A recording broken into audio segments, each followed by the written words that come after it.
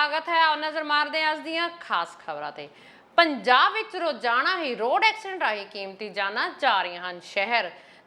शहर नाभा दे बेड़ा गेट नज़दीक मां धी अपनी एक्टिवा ते घर जा रही सन। जदों ओह रेलवे ओवरब्रिज पुल चढ़न लगियां तां मगरों आ रहे ट्रक ने अपनी लपेट विच लै लिया। प्रभजोत कौर उम्र 40 साल की मौके ते मौत हो गई। लड़की गंभीर फट्टड़ सरकारी हस्पताल नाभा विखे जेरे इलाज है। ट्रक वाले की गलती दस रहे जी, उत्थे मगरों मारिया उन्होंने। गड्डी आ रहे बच्चे आ रहे थे अपने, मावां धीआं सी जी, दोए तीन बेटियां ने इन्हां दियां। ते इन्हां दा जिहड़ा साडा मामे दा मुंडा जी वो बाहर गया होया कतर, हाँ जी रिश्तेदार है जी अपने मामे। ये किते इत्थों दवाई लैके जिधर अपनी सहेली के घर किते पता लैन गए सीगे सੱਟ ਦਾ। उन्होंने किते सहेली की माता ढिली सी ਉਹਦੇ घर, हाँ जी पता लैन गए सी। उधरों आ रहे सी वापस अपने घर में। ट्रक ਦਾ ਲੱਗਿਆ ਪਤਾ ਕਿੱਥੇ ਗਏ? नहीं पता नहीं लग्या, छड्ड के भज गया कहंदे जी ट्रक। ਕੀ ਮੰਗ ਕਰਦੇ? इंसाफ जी, रोड टुੱਟਿਆ होया जी बहुत।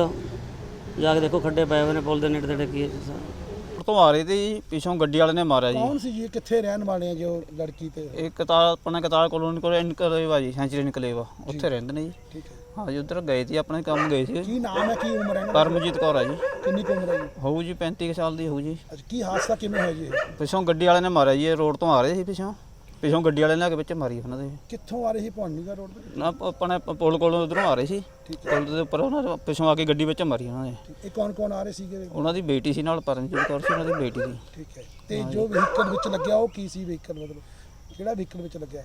ਟਰੱਕ ਸੀ ਜੀ, ਟਰੱਕ ਵੱਜਿਆ ਵਿੱਚ। ਤੇ ਫਿਰ ਕੀ ਮਤਲਬ ਹਾਦਸਾ ਕਿਵੇਂ ਦੀ ਡੈਥ ਹੋ ਗਈ? ਹਾਂ ਜੀ ਪਰਮਜੀਤ ਕੌਰ ਦੀ ਡੈਥ ਹੋ ਗਈ, ਬੇਟੀ ਦੇ ਮਾੜੇ ਮੋਟੇ ਸੱਟਾਂ ਲੱਗੀਆਂ ਨੇ ਜੀ।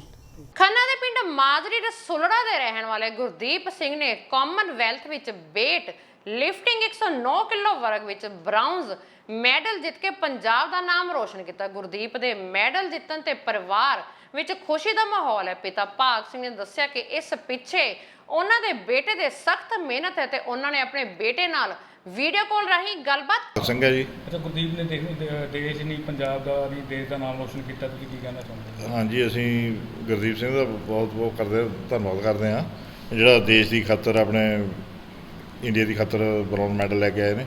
ਇਹ ਕੈਟਾਗਰੀ ਦੇ ਵਿੱਚ ਮੈਡਲ ਪਹਿਲੀ ਗੱਲਾਂ ਲੈ ਕੇ ਆਉਂਦਾ ਹੈ, ਕਿਉਂ ਅਜੇ ਤਾਈਂ ਕੋਈ ਆਪਣੀ ਕਾਮਨਵੈਲਥ ਦੇ ਵਿੱਚੋਂ ਮੈਡਲ ਨਹੀਂ ਆਇਆ ਤੇ ਇਹ ਪਹਿਲਾ ਮੈਡਲ ਲੈ ਕੇ ਆਏ ਨੇ। ਇਹ ਕੈਟਾਗਰੀ ਹਾਂਜੀ, ਇੱਕ 9+ ਦੇ ਵਿੱਚ 109+ ਦੇ ਵਿੱਚ ਬਹੁਤ ਅੱਛਾ ਕੀਤੀ ਹੈ ਜੀ। ਉਹ ਰਾਤ ਨੂੰ ਮਤਲਬ ਦਿਨੇ ਤਿੰਨ ਗੱਲਾਂ ਵਰਜਿਸ਼ ਕਰਕੇ ਵੀ ਆ ਕੇ ਵੀ ਰਾਤ ਨੂੰ ਵੀ ਆਪਣੇ ਪ੍ਰੈਕਟਿਸ ਘਰ ਵੀ ਰੱਖਿਆ ਹੋਇਆ ਸੀ ਵੇਟ ਉਹਦਾ। ਹਾਂ ਜੀ, ਇਹ ਤਾਂ ਫਿਰ ਜਦ ਤੋਂ ਆਪਣਾ ਕੈਂਪ ਦੇ ਵਿੱਚ ਚਲੇ ਗਿਆ ਉਦੋਂ ਫਿਰ ਸਾਰਾ ਉੱਥੇ ਵਰਜਿਸ਼ ਉੱਥੇ ਕਰਦਾ ਸੀ। ਗੁਰਦੀਪ ਸਿੰਘ ਨੇ ਕਿੰਨਾ ਕੁ ਟਫ ਕੰਪੀਟੀਸ਼ਨ ਮੰਨਦੇ ਹੋ ਕਿ ਕਿੰਨਾ ਕੁ ਦੇਖਣ ਨੂੰ ਮਿਲਿਆ? ਕੰਪੀਟੀਸ਼ਨ ਬਹੁਤ ਟਫ ਸੀਗਾ ਜੀ, ਕਿਉਂਕਿ ਅੱਜ ਤੱਕ ਆਪਣੇ ਇੰਡੀਆ ਨੇ ਆਹ ਵੇਟ ਵਿੱਚ ਕਦੇ ਮੈਡਲ ਨਹੀਂ ਦਿੱਤਾ।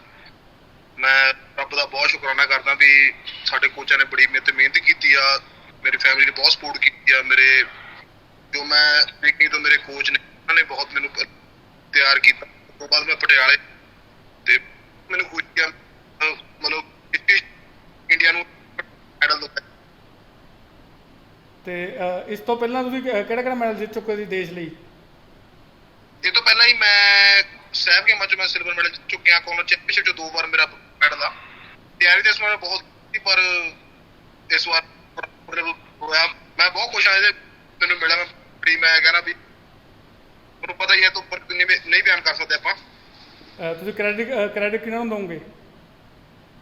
ਇਹ ਕ੍ਰੈਡਿਟ ਜੀ ਆਪਣੇ ਸਭ ਤੋਂ ਪਹਿਲਾਂ ਮੇਰੇ ਕੋਚਿਸ ਨੂੰ ਜਾਂਦਾ ਜੀ, ਜਿਨ੍ਹਾਂ ਨੇ ਮੇਰੀ ਇੰਨੀ ਮਿਹਨਤ ਕਰਾਈ। ਫਿਰ ਮੇਰੀ ਫੈਮਿਲੀ ਨੂੰ, ਉਸ ਤੋਂ ਬਾਅਦ ਸਾਡੀ ਆਪਣੇ ਸਾਡੀ ਤੇ ਸਪੋਰਟਸ ਇਹਨਾਂ ਨੇ ਸਾਨੂੰ ਬਹੁਤ ਸਪੋਰਟ ਕੀਤਾ।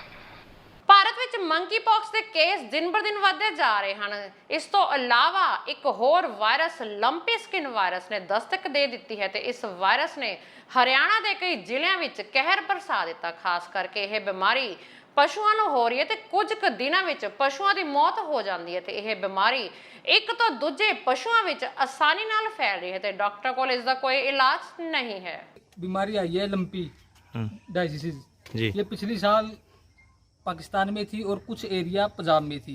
लेकिन अब की बार ये पूरा हरियाणा, पंजाब और राजस्थान में, राजस्थान का कुछ हिस्सा, सभी गांवों में, सभी क्षेत्र में फैली हुई है और ये न्यू डायसिस है। अब तक इसकी कोई वैक्सीन नहीं बनी, इसके ऊपर कोई रिसर्च नहीं हुई, और इसमें पशु के जो शरीर होता है उसके ऊपर थोड़े थोड़े चेपक से निकल जाते हैं, जिससे और उसको बुखार भी आता है, और जिससे पशु खाना पीना छोड़ देता है और वो बिल्कुल ही कमज़ोर हो जाता है। ये 1 वीक से आई हुई है, और 1 वीक से पशु को बिल्कुल इसने एकदम से पूरे हष्ट पुष्ट था मेरा पशु, और इसने 1 वीक के अंदर उसको निचोड़ के रख दिया, बिल्कुल उसकी हड्डियाँ निकाल दी हैं। तो गांव में और भी मामले आए हैं ऐसे? हाँ, गाँव में 10 मामले हैं। नाम है पद? Doctor Kuldeep Singh, SDO animal husbandry Kaithal. Doctor साहब, एक पशुओं में सर बीमारी पाई गई है, त्वचा में गांठें बनना, सर क्या कुछ बीमारी का नाम है, क्या कुछ लक्षण है?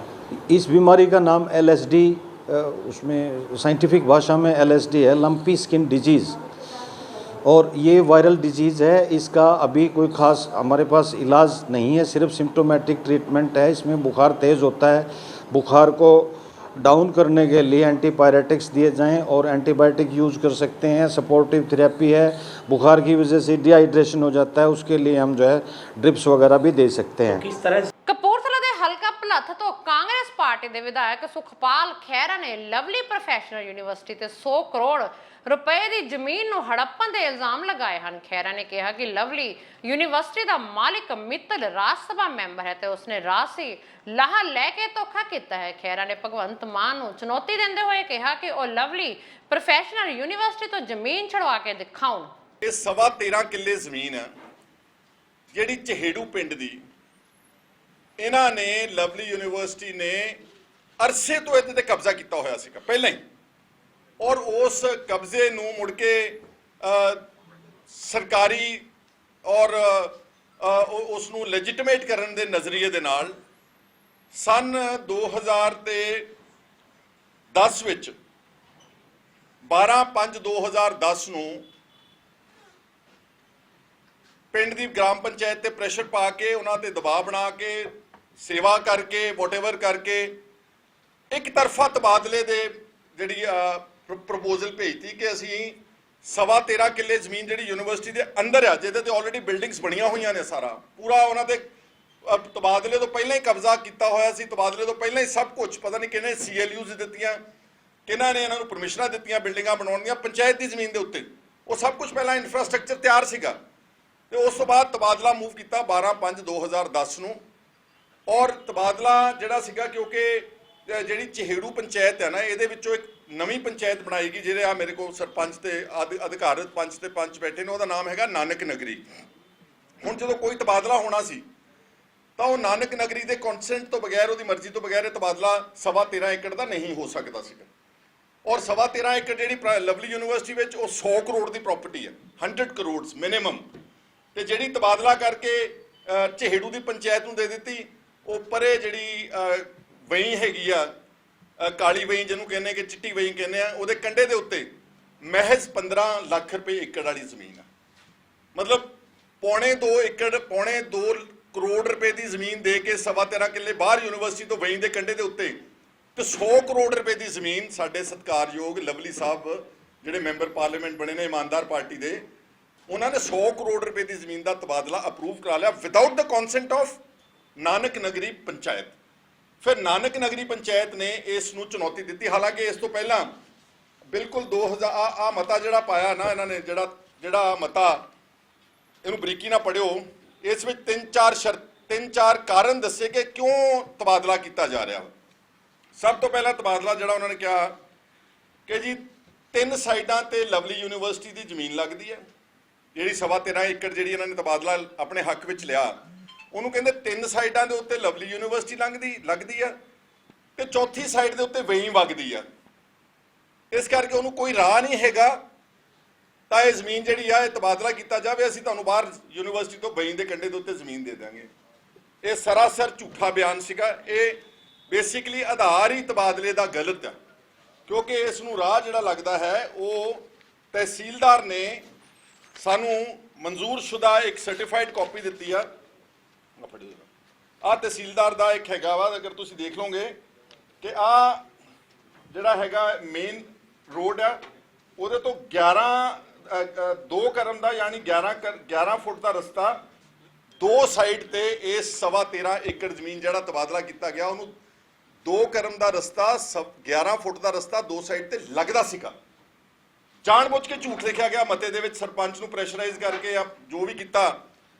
ਮਲੋਟ ਵਿੱਚ ਪਿਛਲੇ ਦਿਨਾਂ ਤੋਂ ਲਗਾਤਾਰ ਪਏ ਭਾਰੀ ਮੀਂਹ ਨੇ ਮਲੋਟ ਇਲਾਕੇ ਦੇ ਕਿਸਾਨਾਂ ਦੇ ਸੁਨਹਿਰੇ ਭਵਿੱਖ ਨੂੰ ਤਬਾਹ ਕਰਕੇ ਰੱਖ ਦਿੱਤਾ। ਆਪਣੀ ਔਲਾਦ ਨਾਲੋਂ ਪਿਆਰਿਆਂ ਤੇ ਪਾਲੀਆਂ ਫਸਲਾਂ ਨੂੰ ਕਿਸਾਨਾਂ ਨੂੰ ਜਦ ਆਪਣੇ ਹੱਥੀਂ ਵਾਹੁਣਾ ਪੈ ਰਿਹਾ ਹੈ ਤੇ ਵੇਖਣ ਵਾਲਿਆਂ ਤੋਂ ਵੇਖਿਆ ਨਹੀਂ ਜਾਂਦਾ, ਕਿਉਂਕਿ ਕਿਸਾਨ ਆਪਣੀ ਫਸਲਾਂ ਨੂੰ ਨਹੀਂ ਵਾਹ ਰਹੇ, ਸਗੋਂ ਆਪਣੇ ਭਵਿੱਖ ਨੂੰ ਹਨੇਰੇ ਵਿੱਚ ਆਪਣੇ ਹੱਥੀਂ ਮਜਬੂਰਨ ਡੋਬ ਰਹੇ ਹਨ। ਨੇੜਲੇ ਪਿੰਡ ਸੇਖੂ, ਜੰਡਵਾਲਾ, ਘੁਮਿਆਰਾ ਆਦਿ ਪਿੰਡਾਂ ਵਿੱਚ ਮੀਂਹ ਨੇ ਇੰਨਾ ਬੁਰਾ ਹਾਲ ਕਰ ਦਿੱਤਾ ਕਿ ਨਰਮੇ ਦੀ ਫਸਲ ਤਾਂ ਇੱਕ ਵਾਰ ਬਿਲਕੁਲ ਤਬਾਹ ਹੋ ਗਈ। ਕਪੂਰਥਲਾ ਦੀ ਪੁਲਿਸ ਨੇ ਇੱਕ ਸ਼ਖਸ ਨੂੰ ਚੋਰੀ ਦੇ ਮੋਟਰਸਾਈਕਲ ਸਮੇਤ ਕਾਬੂ ਕੀਤਾ ਤੇ ਜਦੋਂ ਇਸ ਤੋਂ ਪੁੱਛਗਿੱਛ ਕੀਤੀ ਗਈ ਤਾਂ ਇਸ ਨੇ ਮੰਨਿਆ ਕਿ ਉਹਨਾਂ ਨੇ ਇੱਕ ਗੈਂਗ ਬਣਾਇਆ ਹੋਇਆ ਜਿਸ ਵਿੱਚ ਕਈ ਲੋਕੀ ਸ਼ਾਮਲ ਹਨ ਤੇ ਉਹ ਮਿਲ ਕੇ ਚੋਰੀਆਂ ਤੇ ਲੁੱਟਾਂ ਖੋਹਾਂ ਕਰਦੇ ਹਨ। ਬਹਰਹਾਲ ਇਸ ਦੀ ਨਿਸ਼ਾਨਦੇਹੀ ਤੇ ਛਾਪੇਮਾਰੀ ਕੀਤੀ ਜਾ ਰਹੀ ਹੈ ਤੇ ਵੱਡੀ ਰਿਕਵਰੀ ਹੋਣ ਦੀ ਵੀ ਆਸ ਹੈ।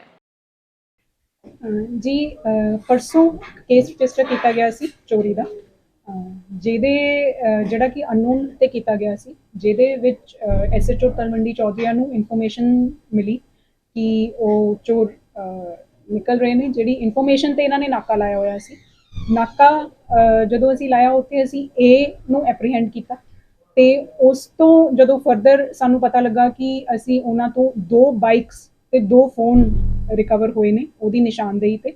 ਫਿਰ ਉਸ ਤੋਂ ਫਰਦਰ ਸਾਨੂੰ ਇਨਫੋਰਮੇਸ਼ਨ ਮਿਲੀ ਤੇ ਉਹਦੇ ਹੀ ਸਾਥੀਆਂ ਬਾਰੇ ਜਦੋਂ ਇਨਫੋਰਮੇਸ਼ਨ ਲਈ ਗਈ ਤਾਂ ਉਹਦੇ 2 ਸਾਥੀ ਹੋਰ ਐਪਰੀਹੈਂਡ ਕੀਤੇ ਗਏ, ਜਿਹੜੇ ਕਿ ਤਰਨਤਾਰਨ ਜ਼ਿਲ੍ਹੇ ਤੋਂ ਐਪਰੀਹੈਂਡ ਕੀਤੇ ਗਏ ਤੇ ਉਹਨਾਂ ਤੋਂ 2 ਫੋਨ ਤੇ 1 ਬਾਈਕ ਹੋਰ ਰਿਕਵਰ ਹੋਇਆ। ਫਿਰ ਉਸ ਤੋਂ ਬਾਅਦ ਇਹਨਾਂ ਨੇ ਚੰਗੀ ਮਿਹਨਤ ਕੀਤੀ ਹੈ ਤੇ ਇਸ ਤੋਂ ਫਿਰ ਦੁਬਾਰਾ ਉਹਨਾਂ ਦੀ ਹੀ ਨਿਸ਼ਾਨਦੇਹੀ ਤੇ ਇੱਕ ਦਵਿੰਦਰਪਾਲ ਜੋ ਕਿ ਕਰਤਾਰਪੁਰ ਦੇ ਰਹਿਣ ਵਾਲੇ ਨੇ, ਉਹਨਾਂ ਦੇ ਘਰ ਰੇਡ ਕੀਤੀ ਗਈ। ਉੱਥੇ ਦਵਿੰਦਰਪਾਲ ਤਾਂ ਮੌਕੇ ਤੋਂ ਦੌੜ ਗਿਆ ਪਰ ਉਹਦੇ ਘਰੋਂ ਵੀ 1 ਬਾਈਕ ਹੋਰ ਰਿਕਵਰ ਕੀਤੀ ਗਈ। ਕੁੱਲ ਕਿੰਨੇ ਜਿਹੜੇ ਦੋਸ਼ੀ ਨੇ ਉਹ ਫੜੇ ਗਏ ਨੇ ਤੇ ਕੀ ਰਿਕਵਰ ਟੋਟਲ ਕੀ ਰਿਕਵਰੀ ਹੈ? ਜੀ ਦੋਸ਼ੀ ਅਸੀਂ 4 ਨਾਮਜ਼ਦ ਕੀਤੇ ਨੇ, ਜਿਨ੍ਹਾਂ ਚੋਂ 3 ਦੋਸ਼ੀ ਸਾਨੂੰ ਐਪਰੀਹੈਂਡ ਹੋਏ ਨੇ ਤੇ ਉਹਨਾਂ ਤੋਂ ਅਸੀਂ 4 ਬਾਈਕਸ ਰਿਕਵਰ ਕੀਤੇ ਨੇ ਤੇ 5 ਮੋਬਾਈਲ ਰਿਕਵਰ ਕੀਤੇ। ਜੀ ਇਹਨਾਂ ਨੇ ਅਲੱਗ-ਅਲੱਗ ਜਗ੍ਹਾ ਤੇ ਚੋਰੀ ਦੀਆਂ ਵਾਰਦਾਤਾਂ ਕੀਤੀਆਂ ਹੋਈਆਂ, ਜਿਹੜੀ ਸਾਡੀ ਪੁੱਛਗਿੱਛ ਦਾ ਪਾਰਟ ਹੈ। ਇੱਕ ਤਾਂ ਜਿਹੜੀ ਮੇਨ ਚੋਰੀ ਜਿਹਦੇ ਵਿੱਚ ਅਸੀਂ ਪਰਚਾ ਰਜਿਸਟਰ ਕੀਤਾ ਉਹ ਤਾਂ ਸਾਡੇ ਤਲਵੰਡੀ ਚੌਧਰੀਆਂ ਵਿੱਚ ਹੀ ਕੰਪਲੇਨੈਂਟ ਨਵਦੀਪ ਸਿੰਘ ਦੇ ਘਰ ਜਿਹੜੀ ਚੋਰੀ ਹੋਈ ਸੀ ਉਹਦੇ ਵਿੱਚ ਰਿਕਵਰੀ ਹੋਈ ਹੈ। ਬਾਕੀ ਜਿਹੜੀ ਉਹਨਾਂ ਦੀ ਪੁੱਛਗਿੱਛ ਹੈ।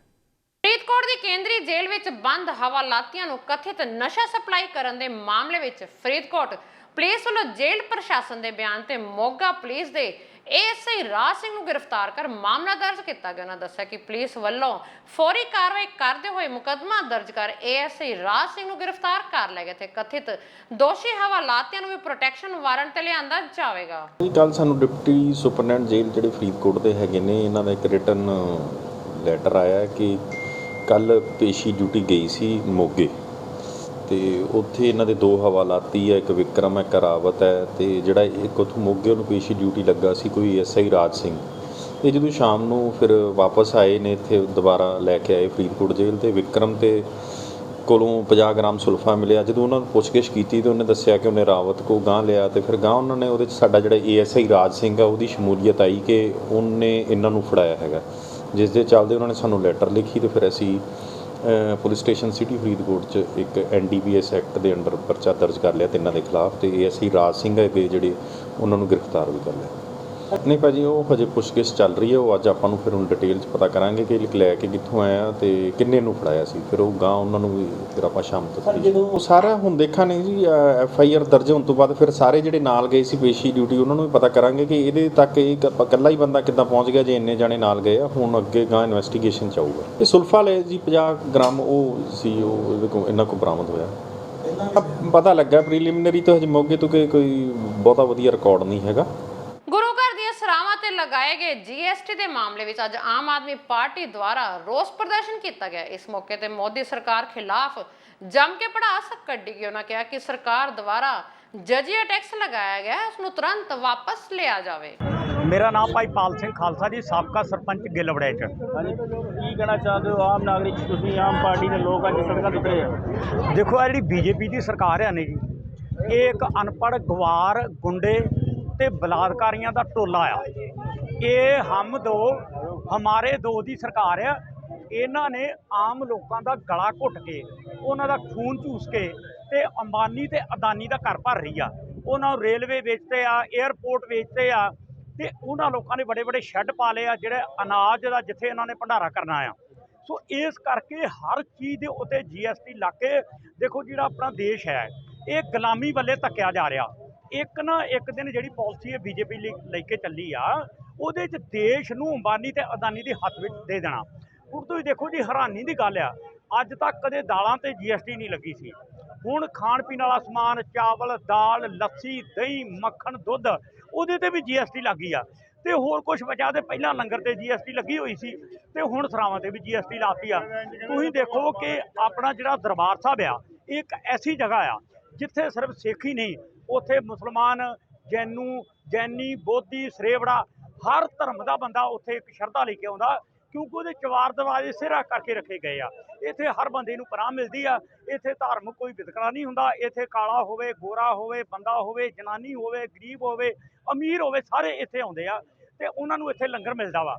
ਹੁਣ ਲੱਖਾਂ ਲੋਕ ਇੱਥੋਂ ਲੰਗਰ ਛਕਦੇ ਆ ਤੇ ਲੰਗਰ ਤੇ ਵੀ GST ਲਾ ਦਿੱਤੀ ਆ। ਲੱਖਾਂ ਲੋਕ ਆ ਕੇ ਜਿਹੜੇ ਆਪਣੇ ਬੱਚਿਆਂ ਸਮੇਤ ਦੂਜੀਆਂ ਸਟੇਟਾਂ 'ਚੋਂ ਆਉਂਦੇ ਆ, ਵਿਦੇਸ਼ਾਂ 'ਚੋਂ ਆਉਂਦੇ ਆ, ਉਹਨਾਂ ਆ ਕੇ ਸਰਾਵਾਂ ਦੇ ਵਿੱਚ ਰਹਿਣਾ ਆ। ਉਹ ਸਾਡੇ ਮਹਿਮਾਨ ਆ, ਸਾਨੂੰ ਜਾਨ ਤੋਂ ਪਿਆਰੇ ਆ ਤੇ ਉਹਨਾਂ ਦੇ ਰਹਿਣ ਦੇ ਉੱਤੇ ਵੀ GST ਲਾ ਦਿੱਤੀ ਗਈ ਆ। ਮੇਰਾ ਖਿਆਲ ਹੈ ਕਿ ਹੁਣ ਥੋੜੀ ਦੇਰ ਬਾਅਦ ਜਿਹੜੀ ਆ ਉਹ ਮੋਦੀ ਸਰਕਾਰ ਸਾਡੇ ਹੱਗਣ ਮੂਦਣ ਦੇ ਉੱਤੇ ਵੀ GST ਲਾ ਦੂਗੀ। ਬਿਲਕੁਲ ਮਾਰੂ ਸਰਕਾਰ ਆ ਇਹ ਤਾਂ ਗੁੰਡਿਆਂ ਦੀ ਸਰਕਾਰ ਆ। ਚੱਲਣ ਸਿਰਫ ਇਸ ਕਰਕੇ ਨਹੀਂ, ਇਹਨਾਂ ਦੇ ਕੋਲ ਬਹੁਮਤ ਆ, ਧਰਮ ਦੀ ਰਾਜਨੀਤੀ ਕਰਦੀ ਆ, ਨਾ ਧਰਮ ਨਿਰਪੇਖ ਦਾ ਵਾ। ਇਹਨਾਂ ਨੇ ਨਾਰਾ ਦਿੱਤਾ ਸੀਗਾ ਸਬਕਾ ਸਾਥ ਸਬਕਾ ਵਿਕਾਸ, ਪਰ ਇਹ ਕਰਨ ਡਏ ਆ ਇਹ ਸਬਕਾ ਸਾਥ ਤੇ ਅੰਬਾਨੀ ਤੇ ਅਦਾਨੀ ਦਾ ਵਿਕਾਸ। ਸੋ ਇਸ ਕਰਕੇ ਮੋਦੀ ਸਰਕਾਰ ਡਿੱਗਣ ਵਾਲੀ ਜੀ। ਇਹ ਤੋਂ ਅੱਗੇ ਪ੍ਰਦਰਸ਼ਨ ਅਸੀਂ ਕਰਦੇ ਰਹਾਂਗੇ ਜਿੰਨਾ ਤੱਕ ਜਦ ਤੱਕ GST ਖਾਣ ਵਾਲਾ ਸਮਾਨ ਤੇ ਲੰਗਰ ਤੇ ਸਰਾਵਾਂ ਤੇ GST ਬੰਦ ਨਹੀਂ ਹੁੰਦੀ।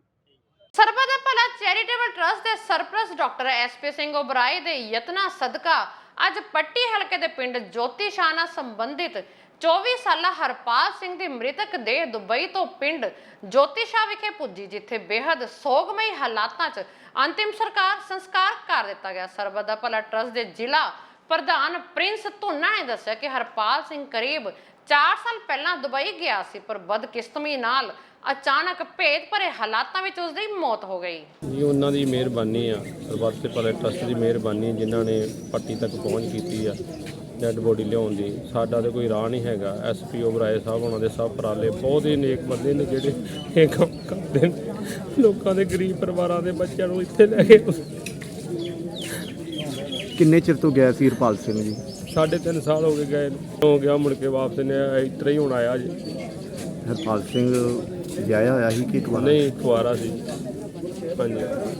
ਇਹਦੀ ਪਿੰਡ ਜੋਤੀ ਸ਼ਾਹ ਜ਼ਿਲ੍ਹਾ ਤਰਨਤਾਰਨ, ਇੱਥੋਂ ਦਾ ਨੌਜਵਾਨ ਸੀ ਹਰਪਾਲ ਸਿੰਘ, ਜਿਹੜਾ ਰੋਜੀ ਰੋਟੀ ਦੀ ਭਾਲ ਵਿੱਚ ਦੁਬਈ ਗਿਆ ਸੀ ਅੱਜ ਤੋਂ 4 ਸਾਲ ਪਹਿਲਾਂ। ਤੇ ਸ਼ੁੱਕਰਵਾਰ ਸ਼ਾਮ ਪਰਿਵਾਰ ਨੇ ਸਾਡੇ ਨਾਲ ਰਾਬਤਾ ਕੀਤਾ ਕਿ ਇਸ ਤਰ੍ਹਾਂ ਕਰਕੇ ਸਾਡੇ ਜਿਹੜੇ ਪਰਿਵਾਰ ਦੇ ਮੈਂਬਰ ਹਰਪਾਲ ਸਿੰਘ ਦੀ ਮੌਤ ਹੋ ਗਈ ਹੈ ਤੇ ਅਸੀਂ ਮ੍ਰਿਤਕ ਦੇਹ ਨੂੰ ਵਾਪਸ ਲਿਆਉਣਾ ਚਾਹੁੰਦੇ ਹਾਂ। ਪਹਿਲਾਂ ਤਾਂ ਸਾਨੂੰ ਇਹ ਨਹੀਂ ਸੀ ਉੱਥੇ ਪਤਾ ਲੱਗ ਰਿਹਾ ਵੀ ਜਿਹੜੀ ਡੈੱਡ ਬੋਡੀ ਹੈ ਕਿੱਥੇ ਹੈ, ਤੇ ਅਸੀਂ ਬਰਾਏ ਸਾਹਿਬ ਨੂੰ ਬੇਨਤੀ ਕੀਤੀ ਵੀ ਪਰਿਵਾਰ ਬਹੁਤ ਗਰੀਬ ਹੈ, ਇਹਨਾਂ ਦੀ ਹੈਲਪ ਕੀਤੀ ਜਾਵੇ। ਸੋ ਅਸੀਂ ਉੱਥੇ ਡੈੱਡ ਬੋਡੀ ਦੀ ਪਹਿਲਾਂ ਭਾਲ ਕੀਤੀ, ਫਿਰ ਕਾਗਜ਼ੀ ਕਾਰਵਾਈ ਸਾਰੀ ਮੁਕੰਮਲ ਕਰਵਾਈ ਤੇ ਮ੍ਰਿਤਕ ਦੇ ਜਿਹੜੀ ਆ ਬਾਅਦ 'ਚ ਸ਼ਨੀ ਐਤਵਾਰ ਹੋਣ ਕਰਕੇ ਜਿਹੜੀ ਉਹ ਨਹੀਂ ਆ ਸਕੀ ਤੇ ਅੱਜ ਮੰਗਲਵਾਰ ਜਿਹੜੀ ਇਹਦੀ ਮ੍ਰਿਤਕ ਦੇ ਆਈ ਹੈ ਜੀ ਤੇ ਅੱਜ ਇਹਦਾ ਸੰਸਕਾਰ ਕੀਤਾ ਗਿਆ ਹੈ। ਇਹਦੇ ਵਿੱਚ ਭਾਰਤੀ ਅੰਬੈਸੀ ਦਾ ਵੀ ਬਹੁਤ ਵੱਡਾ ਯੋਗਦਾਨ ਹੈ ਜੀ, ਉਹਨਾਂ ਨੇ ਸਾਡਾ ਬਹੁਤ ਸਹਿਯੋਗ ਕੀਤਾ। ਇਹ 317ਵੀਂ ਮ੍ਰਿਤਕ ਦੇਹ ਸੀ ਜਿਹੜੀ ਓਬਰਾਏ ਸਾਹਿਬ ਦੇ ਯਤਨਾਂ ਸਦਕਾ ਇਹ ਪੰਜਾਬ ਆਈ ਹੈ।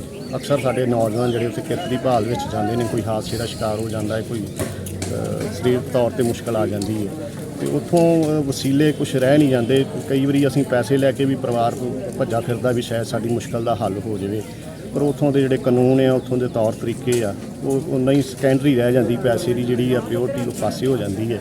ਤੇ ਸਗੋਂ ਓਬਰਾਏ ਸਾਹਿਬ ਨੇ ਉੱਥੇ ਸਾਰੀ ਆਪਣੀ ਟੀਮ ਗਠਿਤ ਕੀਤੀ, ਉਹਨਾਂ ਦਾ ਵਕੀਲ ਨੇ, ਉਹਨਾਂ ਦੀ ਪ੍ਰੋਪਰਲੀ ਸਾਰੀ ਟੀਮ ਹੈ ਜਿਹੜਾ ਇਹ ਸਾਰਾ ਕਾਰਜਭਾਰ ਵੇਖਦੀ ਹੈ ਤੇ ਅਸੀਂ ਕੋਸ਼ਿਸ਼ ਕਰਦੇ ਹਾਂ। ਇਹ 317ਵੀਂ ਸੀ, ਤਕਰੀਬਨ 2-3 ਦਿਨ ਦੇ ਅੰਦਰ ਦਾ ਪ੍ਰੋਸੈਸ ਹੁੰਦਾ ਹੈ। ਅਸੀਂ ਕੋਸ਼ਿਸ਼ ਕਰਦੇ ਹਾਂ ਵੀ 2-3 ਦਿਨਾਂ ਦੇ ਵਿੱਚ ਮ੍ਰਿਤਕ ਦੇ ਜਿਹੜੀ ਪਰਿਵਾਰ ਕੋਲ ਪਹੁੰਚ ਜਾਵੇ। ਬੀਤੇ ਦਿਨੀ ਫਿਰੋਜ਼ਪੁਰ ਦੇ ਥਾਣਾ ਕੈਂਟ ਵਿੱਚ ਇੱਕ ਮਾਮਲਾ ਸਾਹਮਣੇ ਆਇਆ ਸੀ, ਜਿਸ ਵਿੱਚ ਨਾਰਕੋਟਿਕ ਸੈੱਲ ਦੇ ਇੰਚਾਰਜ ਪਰਮਿੰਦਰ ਸਿੰਘ ਬਾਜਵਾ, ASI ਅੰਗਰੇਜ਼ ਸਿੰਘ ਸਮੇਤ 3 ਮੁਲਾਜ਼ਮਾਂ ਤੇ 81 ਲੱਖ ਰੁਪਏ ਦੀ ਡਰੱਗ ਮਨੀ ਖੁਰਦ-ਬੁਰਦ ਕਰਨ ਨੂੰ ਲੈ ਕੇ ਅਤੇ ਮਾਮਲਾ ਦਰਜ ਕੀਤਾ ਗਿਆ ਸੀ, ਜਿਸ ਨੂੰ ਲੈ ਕੇ DGP ਪੰਜਾਬ ਵੀ ਬਿਆਨ ਕਰ ਚੁੱਕੇ ਹਨ। ਪਰ ਹੁਣ ਇਸੇ ਕੜੀ ਨਾਲ ਜੁੜਿਆ ਇੱਕ ਹੋਰ ਮਾਮਲੇ ਨੇ ਇੱਕ ਵਾਰ ਫਿਰ ASI ਅੰਗਰੇਜ਼ ਸਿੰਘ ਦੀਆਂ ਮੁਸ਼ਕਲਾਂ ਵਿੱਚ ਵਾਧਾ ਕਰ ਦਿੱਤਾ ਹੈ, ਜਿੱਥੇ ਇੱਕ ਪਰਿਵਾਰ ਵੱਲੋਂ ASI ਅੰਗਰੇਜ਼ ਸਿੰਘ ਤੇ ਝੂਠਾ ਕੇਸ ਦਰਜ ਕਰਨ ਦੇ ਆਰੋਪ ਲਗਾਏ ਗਏ। ਅੰਗਰੇਜ਼ ਸਿੰਘ ਕੋਲ 3 ਟਰੱਕ ਹੈ ਜੀ। ਇਹ ਟਰੱਕਾਂ ਦਾ ਬਾਹਰ ਲੈ ਕੇ ਜਾਂਦਾ ਜੀ, ਆਂਦਾ ਪੁਲਿਸ ਨੇ ਇਹਨੂੰ ਫੜ ਲਿਆ, ਫੜ ਕੇ ਤੇ ਬਿਠਾ ਲਿਆ ਤੇ ਫਾਦਰ ਨੂੰ ਅੰਗਰੇਜ਼ ਨੇ ਲਿਆ ਕੇ 3 ਪਰਚੇ ਦੇ ਦਿੱਤਾ ਜੀ। ਇਹਨਾਂ ਦੀ ਜਿਹੜੀ ਨਾ ਜਾਤੀਆਂ ਬਹੁਤ ਵੱਧ ਚੁੱਕੀਆਂ ਸੀ ਫਿਰੋਜ਼ਪੁਰ ਦੇ ਵਿੱਚ। ਆ ਜਿਹੜਾ ਹੁਣ ਰੀਸੈਂਟਲੀ 90 ਨੰਬਰ FIR ਲਓ ਜੀ ਅੰਗਰੇਜ਼ ਸਿੰਘਾਂ ਦੇ ਖਿਲਾਫ ਹੋਈ ਹੈ, ਜਿਹਦੇ ਕਿ ਇੰਸਪੈਕਟਰ ਬਾਜਵੇ ਕੋਲੋਂ ਕੱਲ੍ਹ ਨੂੰ 5.25 ਕਿਲੋ ਨਸ਼ੀਲਾ ਪਾਊਡਰ, ਅਨਕਾਊਂਟਡ ਜਿਹੜੀਆਂ ਗੋਲੀਆਂ ਫੜੀ ਗਈਆਂ। ਅਸੀਂ ਕੋਰਟ 'ਚ ਖੜੇ ਹੁੰਦੇ ਹਾਂ ਜਦੋਂ ਪੈਰੀ ਵਾਸਤੇ ਕਲਾਇੰਟਸ ਦੇ ਤੁਹਾਨੂੰ ਪੁੱਛਦੇ ਵੀ ਕਿੱਥੋਂ ਲੈ ਕੇ ਆਏ ਪੁਲਿਸ ਫਾਸ ਕਿੱਥੇ ਪਾਉਂਦੀ ਹੈ ਰਿਕਵਰੀ, ਇਹਨਾਂ ਕੋਲ ਕਿੱਥੋਂ ਆਉਂਦੀ ਹੈ, ਤੁਸੀਂ ਅਰੇਂਜ ਕਰਦੇ ਹੋ ਕਿ ਤੁਹਾਡੇ ਕੋਲ ਫੜੀ ਜਾਂਦੀ ਹੈ। ਹੁਣ ਇਹ ਗੱਲਾਂ ਜਿਹੜੀਆਂ ਇਸ ਰਿਕਵਰੀ ਤੋਂ ਸਾਬਤ ਹੁੰਦੀਆਂ ਵੀ ਪੁਲਿਸ ਕੋਲ ਆਪਦੇ ਘਰੇ ਮਾਲ ਪਿਆ ਹੁੰਦਾ ਜਾਂ ਗੱਡੀ 'ਚ ਪਿਆ ਹੁੰਦਾ ਇਹਨਾਂ ਕੋਲ। ਜਿਹੜਾ ਬੰਦਾ ਫੜਿਆ ਜੇ ਸੌਦਾ ਹੋ ਗਿਆ ਤੇ ਛੱਡਤਾ, ਸੌਦਾ ਨਾ ਹੋਇਆ ਉਹ ਜਿਹੜੀ ਰਿਕਵਰੀ ਪਾ ਕੇ ਕਮਰਸ਼ੀਅਲ ਨੋਨ ਕਮਰਸ਼ੀਅਲ ਇਹਨਾਂ ਦਾ ਕਰਨੇ ਵਾਸਤੇ ਹੈਗਾ। ਹੁਣ ਆ ਜਿਹੜਾ ਪਰਦਾ ਜਿਹੜਾ ਖੁੱਲਿਆ ਜਿਹੜਾ 90 ਨੰਬਰ FIR ਵਾਲਾ 86 ਲੱਖ ਰੁਪਇਆ is not a small amount. ਕਹਿਣ ਲੱਗਿਆ ਕੰਨਾਂ 'ਚੋਂ ਹਵਾ ਨਿਕਲਦੀ ਗਰਮ ਜੀ, ਸੇਕ ਨਿਕਲਦਾ ਕੰਨਾਂ 'ਚੋਂ। 5 ਲੱਖ ਰੁਪਏ ਰਿਕਵਰੀ ਵਿਖਾ ਕੇ ਉਹਦੇ 'ਚੋਂ 1 ਕਿਲੋ ਹੀਰੋਇਨ ਵਿਖਾਤੀ, ਜਦ ਕਿ ਉਹਨਾਂ ਪਾਰਟੀਆਂ ਦੇ ਤਫਤੀਸ਼ ਦੇ ਵਿੱਚ ਹਜੇ ਤੱਕ ਇਹ ਗੱਲ ਆ ਰਹੀ ਹੈ ਵੀ ਉਹਨਾਂ ਕੋਲ ਹੀਰੋਇਨ ਕੋਈ ਨਹੀਂ ਸੀਗੀ। ਚੰਗਾ ਬੰਦਾ ਤਫਤੀਸ਼ ਕਰਾ ਲੇ ਆਪਦੀ, ਚੰਗਾ ਬੰਦਾ ਇਨਵੈਸਟੀਗੇਟ ਕਰਾ ਲੇ, ਚੰਗਾ ਬੰਦਾ CM ਤੱਕ ਪਹੁੰਚ ਜਾਵੇ। ਮਾੜਾ ਬੰਦਾ ਜੇ ਮੈਂ ਕਹਿੰਦਾ ਦਾਅਵੇ ਨਾਲ ਮਾੜਾ ਬੰਦਾ SSP ਦੇ ਗੇਟ ਵੜ ਕੇ ਵਿਖਾ ਦੇਵੇ, ਉਹਨੂੰ ਇਨਸਾਨ ਨਹੀਂ ਮਿਲ ਸਕਦਾ। ਉਹ ਕੰਬੇ ਗੱਲ ਤਾਂ ਕੰਬਣ ਨਹੀਂ ਉਹਨਾਂ ਦੀਆਂ। ਕੀ ਮੰਗ ਕਰਦੇ ਹੋ ਫਿਰ? ਅਸੀਂ ਮੰਗ ਕਰਦੇ ਹਾਂ, ਇਹ ਅੱਜ ਪ੍ਰੈਸ ਦੇ ਸਾਹਮਣੇ ਇਸ ਕਰਕੇ ਆ ਕੇ ਬੈਠੇ ਨੇ, ਇਹਨਾਂ ਨੂੰ ਬੋਲਿਆ ਨਹੀਂ ਜਾ ਰਿਹਾ। They are not in a position to talk and disclose before you the entire fact. ਇਹ ਇਨਸਾਫ ਲੈਣ ਵਾਸਤੇ ਆਏ ਮੈਂ, ਜਿਵੇਂ ਅੰਗਰੇਜ਼ ਨੇ ਧੱਕਾ ਨਾਲ ਕੀਤਾ, ਅੰਗਰੇਜ਼ ਨੂੰ ਪ੍ਰਮਾਤਮਾ ਸਜ਼ਾ ਦੇ ਦਿੱਤੀ ਹੈ, ਅੰਗਰੇਜ਼ ਦੀ ਪੁਲਿਸ ਪਾਰਟੀ ਨੂੰ ਪ੍ਰਮਾਤਮਾ ਸਜ਼ਾ ਦੇ ਦਿੱਤੀ ਹੈ, ਪਰ ਕਿਉਂਕਿ ਇਹਨਾਂ ਤੇ ਜਿਹੜੀ ਫਾਲਸ ਇੰਪਲੀਕੇਸ਼ਨ ਹੋਈ ਹੈ ਇਹਨਾਂ ਨੂੰ ਬੇਗੁਨਾਹ ਕੀਤਾ ਜਾਵੇ। ਅਦਾਲਤ ਕੋਲ ਤਾਂ ਸਬੂਤ ਚਾਹੀਦੇ ਆ। ਪੁਲਿਸ ਜਿਹੜੀ ਤਫਤੀਸ਼ ਕਰਕੇ, ਜਿਵੇਂ CM ਸਾਹਿਬ ਨੇ ਆਪ ਇਨਵੈਸਟੀਗੇਟ ਕਰਾ ਕੇ, DGP ਨੇ ਆਪ ਕਰਾ ਕੇ ਇਹਨਾਂ ਨੂੰ ਨਾਮਜ਼ਦ ਦੋਸ਼ੀ ਕੀਤਾ, ਇਸ ਤਰ੍ਹਾਂ ਇਹਨਾਂ ਦੇ ਜਿਹੜੇ ਨਾਮਜ਼ਦ ਹੋਏ ਨੇ ਇਹਨਾਂ ਨੂੰ ਬੇਗੁਨਾਹ ਕੀਤਾ ਜਾਵੇ। ਥੈਂਕ ਯੂ ਜੀ। ਚੰਗੇ ਬਦਲ ਦਾ ਵਾਅਦਾ ਕਰਕੇ ਸੱਤਾ ਵਿੱਚ ਆਉਣ ਵਾਲੀ ਆਮ ਆਦਮੀ ਪਾਰਟੀ ਦੇ ਵਿਧਾਇਕਾਂ ਤੇ ਲੋਕਾਂ ਨਾਲ ਧੱਕੇਸ਼ਾਹੀ ਕਰਨ ਦੇ ਦੋਸ਼ ਲੱਗਣੇ ਸ਼ੁਰੂ ਹੋ ਗਏ ਹਨ। ਲੁਧਿਆਣਾ ਦੇ ਹਲਕਾ ਪੂਰਬੀ ਤੋਂ ਆਮ ਆਦਮੀ ਪਾਰਟੀ ਦੇ ਵਿਧਾਇਕ ਦਲਜੀਤ ਗਰੇਵਾਲ ਭੋਲਾ ਤੇ ਇੱਕ ਵਕੀਲ ਦੁਪਿੰਦਰਜੀਤ ਸਿੰਘ ਗਿੱਲ ਵੱਲੋਂ ਪ੍ਰੈਸ ਕਾਨਫਰੰਸ ਕਰਕੇ ਕਈ ਗੰਭੀਰ ਦੋਸ਼ ਲਗਾਏ ਗਏ। ਉਹਨਾਂ ਨੇ ਕਿਹਾ ਕਿ ਵਿਧਾਇਕ ਦੇ ਨਾਂ ਚੱਲਣ ਵਾਲੇ ਲੋਕ ਉਸ ਨੂੰ ਜਾਨੋਂ ਮਾਰਨ ਦੀ ਧਮਕੀ ਦੇ ਰਹੇ ਹਨ, ਜਿਸ ਵਿੱਚ ਵਿਧਾਇਕ ਦਾ ਭਰਾ ਵੀ ਸ਼ਾਮਲ ਹੈ। ਉਹਨਾਂ ਨੇ ਕਿਹਾ ਕਿ ਇਸ ਮਾਮਲੇ 'ਚ ਪੁਲਿਸ ਨੇ ਖਾਨਾ ਪੂਰਤੀ ਲਈ ਮੁਕੱਦਮਾ ਤਾਂ ਦਰਜ ਕਰ ਲਿਆ, ਪਰ ਕੋਈ ਕਾਰਵਾਈ ਨਹੀਂ ਕੀਤੀ ਗਈ। ਇਸੇ ਪਰਚੇ ਕਰਕੇ, ਇਸੇ ਰਜਿਸਟਰੀ ਕਰਕੇ ਜੀਵਨ ਕੁਮਾਰ ਗਰਗ ਸਸਪੈਂਡ ਨੇ, ਕਿਉਂਕਿ ਹੋਰ ਵੀ ਖੁੱਲ੍ਹਿਆ ਗਲਤ ਕੰਮ ਕਰਨਗੇ ਤਾਂ ਨਤੀਜਾ ਗਲਤ ਮਿਲੇਗਾ ਜੀ। ਠੀਕ ਹੈ ਜੀ। 2 ਜਣਿਆਂ ਦੇ ਖਿਲਾਫ ਫੋਟੋ ਇਹ ਲੋਕ ਕੌਣ ਨੇ ਜੀ? ਇਹ ਲੋਕ ਜਿਹੜੇ ਹਵਾਈ ਫਾਇਰਿੰਗ ਕਰ ਰਹੇ ਨੇ, ਜਿਨ੍ਹਾਂ ਨੇ ਮੈਨੂੰ ਥ੍ਰੈਟ ਭੇਜਿਆ, ਇਹ ਮੁੰਡਾ ਹੈ ਜਸਵੀਰ ਸਿੰਘ ਦਾ, ਜਿਹਨੇ ਮੇਰੇ ਨਾਲ ਧੋਖਾ ਕੀਤਾ, ਮੇਰੇ ਨਾਲ ਬਿਆਨਾਂ ਕਰਕੇ ਅੱਗੇ ਵੇਚਤੀ। ਠੀਕ ਹੈ ਜੀ। ਹਰਿੰਦਰ ਸਿੰਘ ਹੋਗਾ, ਰਤਨ ਸਿੰਘ ਨੂੰ ਦੇਣਾ, ਇਸ ਬੰਦੇ ਨੇ ਸੋਸ਼ਲ ਮੀਡੀਆ ਤੇ ਪਾ ਕੇ ਥ੍ਰੈਟ ਭੇਜਿਆ ਕਿ ਭਾਈ ਆਪਣਾ, ਕਿਉਂਕਿ ਭੋਲੇ ਦੇ MLA ਦਲਜੀਤ ਗਰੇਵਾਲ ਦੇ ਖਾਸ ਨੇ। ਠੀਕ ਹੈ ਜੀ। ਇਹ ਮਿਲ ਜਾਂਦਾ ਸਟੇਟਸ ਕੋ ਮਿਲ ਜਾਂਦਾ ਕੁਝ ਲੋਕ ਦੇ ਰਿਕਾਰਡਿੰਗ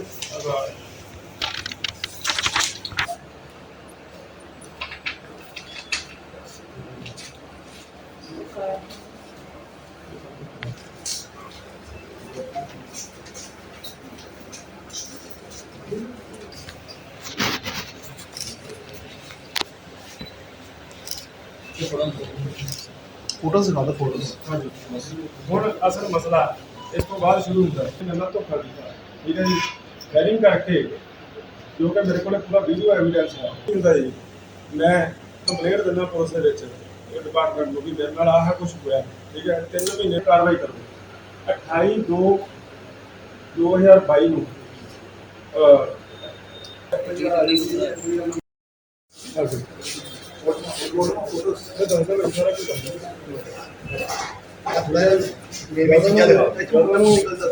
ਟਾਈਮ ਹੁੰਦਾ ਹੈ ਸਾਨੂੰ।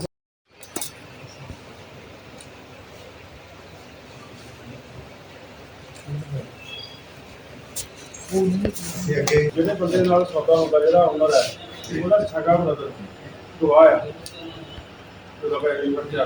ਤਰਨਤਾਰਨ ਦੇ ਅਧੀਨ ਆਉਂਦੇ ਪਿੰਡ ਚੌਧਰੀਵਾਲਾ ਨੌਸ਼ਹਿਰਾ ਪੰਨੂਆ ਦਾ ਵਸਨੀਕ ਨੌਜਵਾਨ ਅਵਤਾਰ ਸਿੰਘ ਪੁੱਤਰ ਬੂਟਾ ਸਿੰਘ ਘਰੋਂ ਪੈਦਲ ਯਾਤਰਾ ਕਰਦੇ ਹੋਏ ਚਿੰਤਪੁਰਨੀ ਮਾਤਾ ਦੇ ਜਾਂਦੇ ਹੋਏ ਜਾ ਰਹੇ ਸੀ। ਰਸਤੇ ਵਿੱਚ ਆਦਮਪੁਰ ਕੋਲ ਪਹੁੰਚੇ ਤਾਂ ਬੰਬੀ ਤੇ ਨਹਾਉਂਦੇ ਹੋਏ ਅਚਾਨਕ ਸ਼ਰਟ ਸੁੱਕਣੇ ਪਾਉਣ ਦੇ ਨਾਲ ਤਾਰ ਵਿੱਚ ਕਰੰਟ ਆਉਣ ਕਰਕੇ ਨੌਜਵਾਨ ਦੀ ਮੌਤ ਹੋ ਗਈ। ਪਰਿਵਾਰ ਦਾ ਰੋ ਰੋ ਕੇ ਬਹੁਤ ਬੁਰਾ ਹਾਲ ਹੈ। ਪਿੰਡ ਦੇ ਮੋਤਬਰਾਂ ਤੇ ਰਿਸ਼ਤੇਦਾਰਾਂ ਨੇ ਪ੍ਰਸ਼ਾਸਨ ਕੋਲੋਂ ਗਰੀਬ ਪਰਿਵਾਰ ਦੀ ਮਦਦ ਦੀ ਮੰਗ ਕੀਤੀ ਹੈ। ਇਹ ਜੀ ਝਬਾਲ ਤੋਂ ਚੱਲੇ ਨੇ ਯਾਤਰਾ ਨੂੰ, ਮਾਤਾ ਚਿੰਤਪੁਰਨੀ ਨੂੰ। 16 ਬੱਚੇ ਨੇ, ਗੇਮ ਖੇਡਦੇ ਨੇ ਫੁੱਟਬਾਲ ਦੀ। ਇਹ ਵੀ ਨਾਲ ਸੀ ਉੱਥੇ ਝਬਾਲ, ਮਹਾਰਾਣੀ ਦਾ ਝੰਡਾ ਲੈ ਕੇ ਚੱਲੇ ਆ। 31 ਤਰੀਕ ਨੂੰ ਝਬਾਲ ਤੁਰੇ ਤੜਕੇ 4 ਵਜੇ। ਇਹ ਪਹੁੰਚਦੇ ਇੱਕ ਚਲੇ ਗਏ ਆ ਠਠਿਆਰ ਪਿੰਡ ਆ ਆਦਮਪੁਰ ਤੋਂ ਗਾੜੀ, ਉੱਥੇ ਜਾ ਕੇ ਠਹਿਰੇ ਆ ਸਵਖਤੇ 10 ਵਜੇ। ਉੱਥੋਂ ਇਸ ਵੇਲੇ ਤੁਰ ਲੱਗੇ, ਇਹਨਾਂ ਦੀ ਜਿਹੜੀ ਸ਼ਰਟ ਆ ਉਹ ਡਿੱਗ ਕੇ ਤੇ ਤਾਰ ਤੇ ਡਿੱਗ ਪਈ ਆ। ਤਾਰ ਤੋਂ ਡਿੱਗਣ ਇਹਨੂੰ ਨਾਲ ਦੇ ਅੰਦਰ ਵੀ ਆ ਰਿਹਾ ਸ਼ਰਟ ਹੋਰ ਲੈ ਲਾਂਗੇ ਆਪਾਂ, ਪਰ ਨਹੀਂ, ਜਦੋਂ ਘਟੀ ਹੋਵੇ ਨਹੀਂ ਢੋ ਮੇਲਾ ਲੱਗਦਾ। ਇਹ ਫਿਰ ਭੱਜ ਕੇ ਗਿਆ ਦੂਜੀ ਮੰਜ਼ਿਲ 'ਤੇ। ਦੂਜੀ ਮੰਜ਼ਿਲ ਤੋਂ ਜਾ ਕੇ ਉੱਥੇ ਰੇਮੋ ਪਿਆ ਸੀ ਪਾਈਪ ਲੋਹੇ ਦੀ, ਪੈਪ ਨਾਲ ਸ਼ਰਟ ਫੜ ਲੱਗਾ। ਸ਼ਰਟ ਫੜਦਾ ਯਾਰ ਬੋਲਟ ਕੇ ਵੀ ਆਪਣਾ ਜਿਸ 'ਚ ਕਰੰਟ ਆ ਰਹਾ, ਸਭ ਤੋਂ ਸੁਪਰੈਡ ਲਾਈਨ ਉਹਦੇ ਨਾਲ ਇਹਦੀ ਡੈਥ ਹੋ ਗਈ ਲੱਗਣ ਨਾਲ। ਕਿੰਨੀ ਇਹਦੀ ਉਮਰ ਸੀ, ਵਿਆਹ ਸੀ ਜਾਂ ਕੁਆਰਾ ਸੀ? ਇਹ 18 ਸਾਲ ਦਾ ਜੀ। ਕੀ ਨਾਮ ਸੀ ਇਹਦਾ? ਅਵਤਾਰ ਸਿੰਘ ਸਨ ਆਫ ਬੂਟਾ ਸਿੰਘ। ਪ੍ਰਸ਼ਾਸਨ ਕੋਲ ਕੀ ਮੰਗ ਕਰਦੇ? ਸਰਕਾਰ ਮੈਂ ਇਹੋ ਮੰਗ ਕਰੂੰਗਾ ਗਵਰਨਮੈਂਟ ਕੋਲ ਕਿ ਬਹੁਤ ਮੰਦਾ ਹਾਲ ਆ, ਰਸ਼ਕਾ ਵਾ ਕੇ ਦਿਹਾੜੀ ਕਰਦੇ ਗਰੀਬ ਪਰਿਵਾਰ ਹੈ, ਗਰੀਬ ਬਹੁਤ। ਇਹਨਾਂ ਦੀ ਮੈਂ ਹੱਥ ਜੋੜ ਕੇ ਬੇਨਤੀ ਮਹਿਕਮੇ ਨੂੰ ਕਰਾਂਗਾ, ਇਹਨਾਂ ਨੂੰ ਕੁਛ ਤੋਂ ਕੁਛ, ਡੀਸੀ ਸਾਹਿਬ ਨੂੰ ਮੇਰੀ ਬੇਨਤੀ ਹੈ, ਇਹਨਾਂ ਨੂੰ ਕੁਛ ਮਹਿਲੇ ਸਾਥਾਂ ਦੇ ਵਿੱਚੋਂ ਆਪਣੇ ਜੋ ਕੋਟਾ ਉਹਦੇ ਵਿੱਚੋਂ ਗ੍ਰਾਂਟ ਦਿੱਤੀ ਜਾਏ। ਹਰਪਾਲ ਸਿੰਘ ਸਰਪੰਚ ਚੌਧਰੀ ਵਾਲਾ ਜੀ। ਕੀ ਕਹਿਣਾ ਚਾਹੁੰਦੇ ਹੋ ਤੁਹਾਡੇ ਇੱਕ ਨੌਜਵਾਨ ਦੀ? ਇਹ ਜੀ ਬਹੁਤ ਗਰੀਬ ਆਦਮੀ, ਬਹੁਤ ਜਵਾਨ ਹੈ ਲੜਕਾ, ਬਹੁਤ ਬੀਬਾ ਸੀ, ਹੋਣਹਾਰ ਬੱਚਾ ਹੈਗਾ, ਬਹੁਤ ਧੱਕਾ ਹੋਇਆ।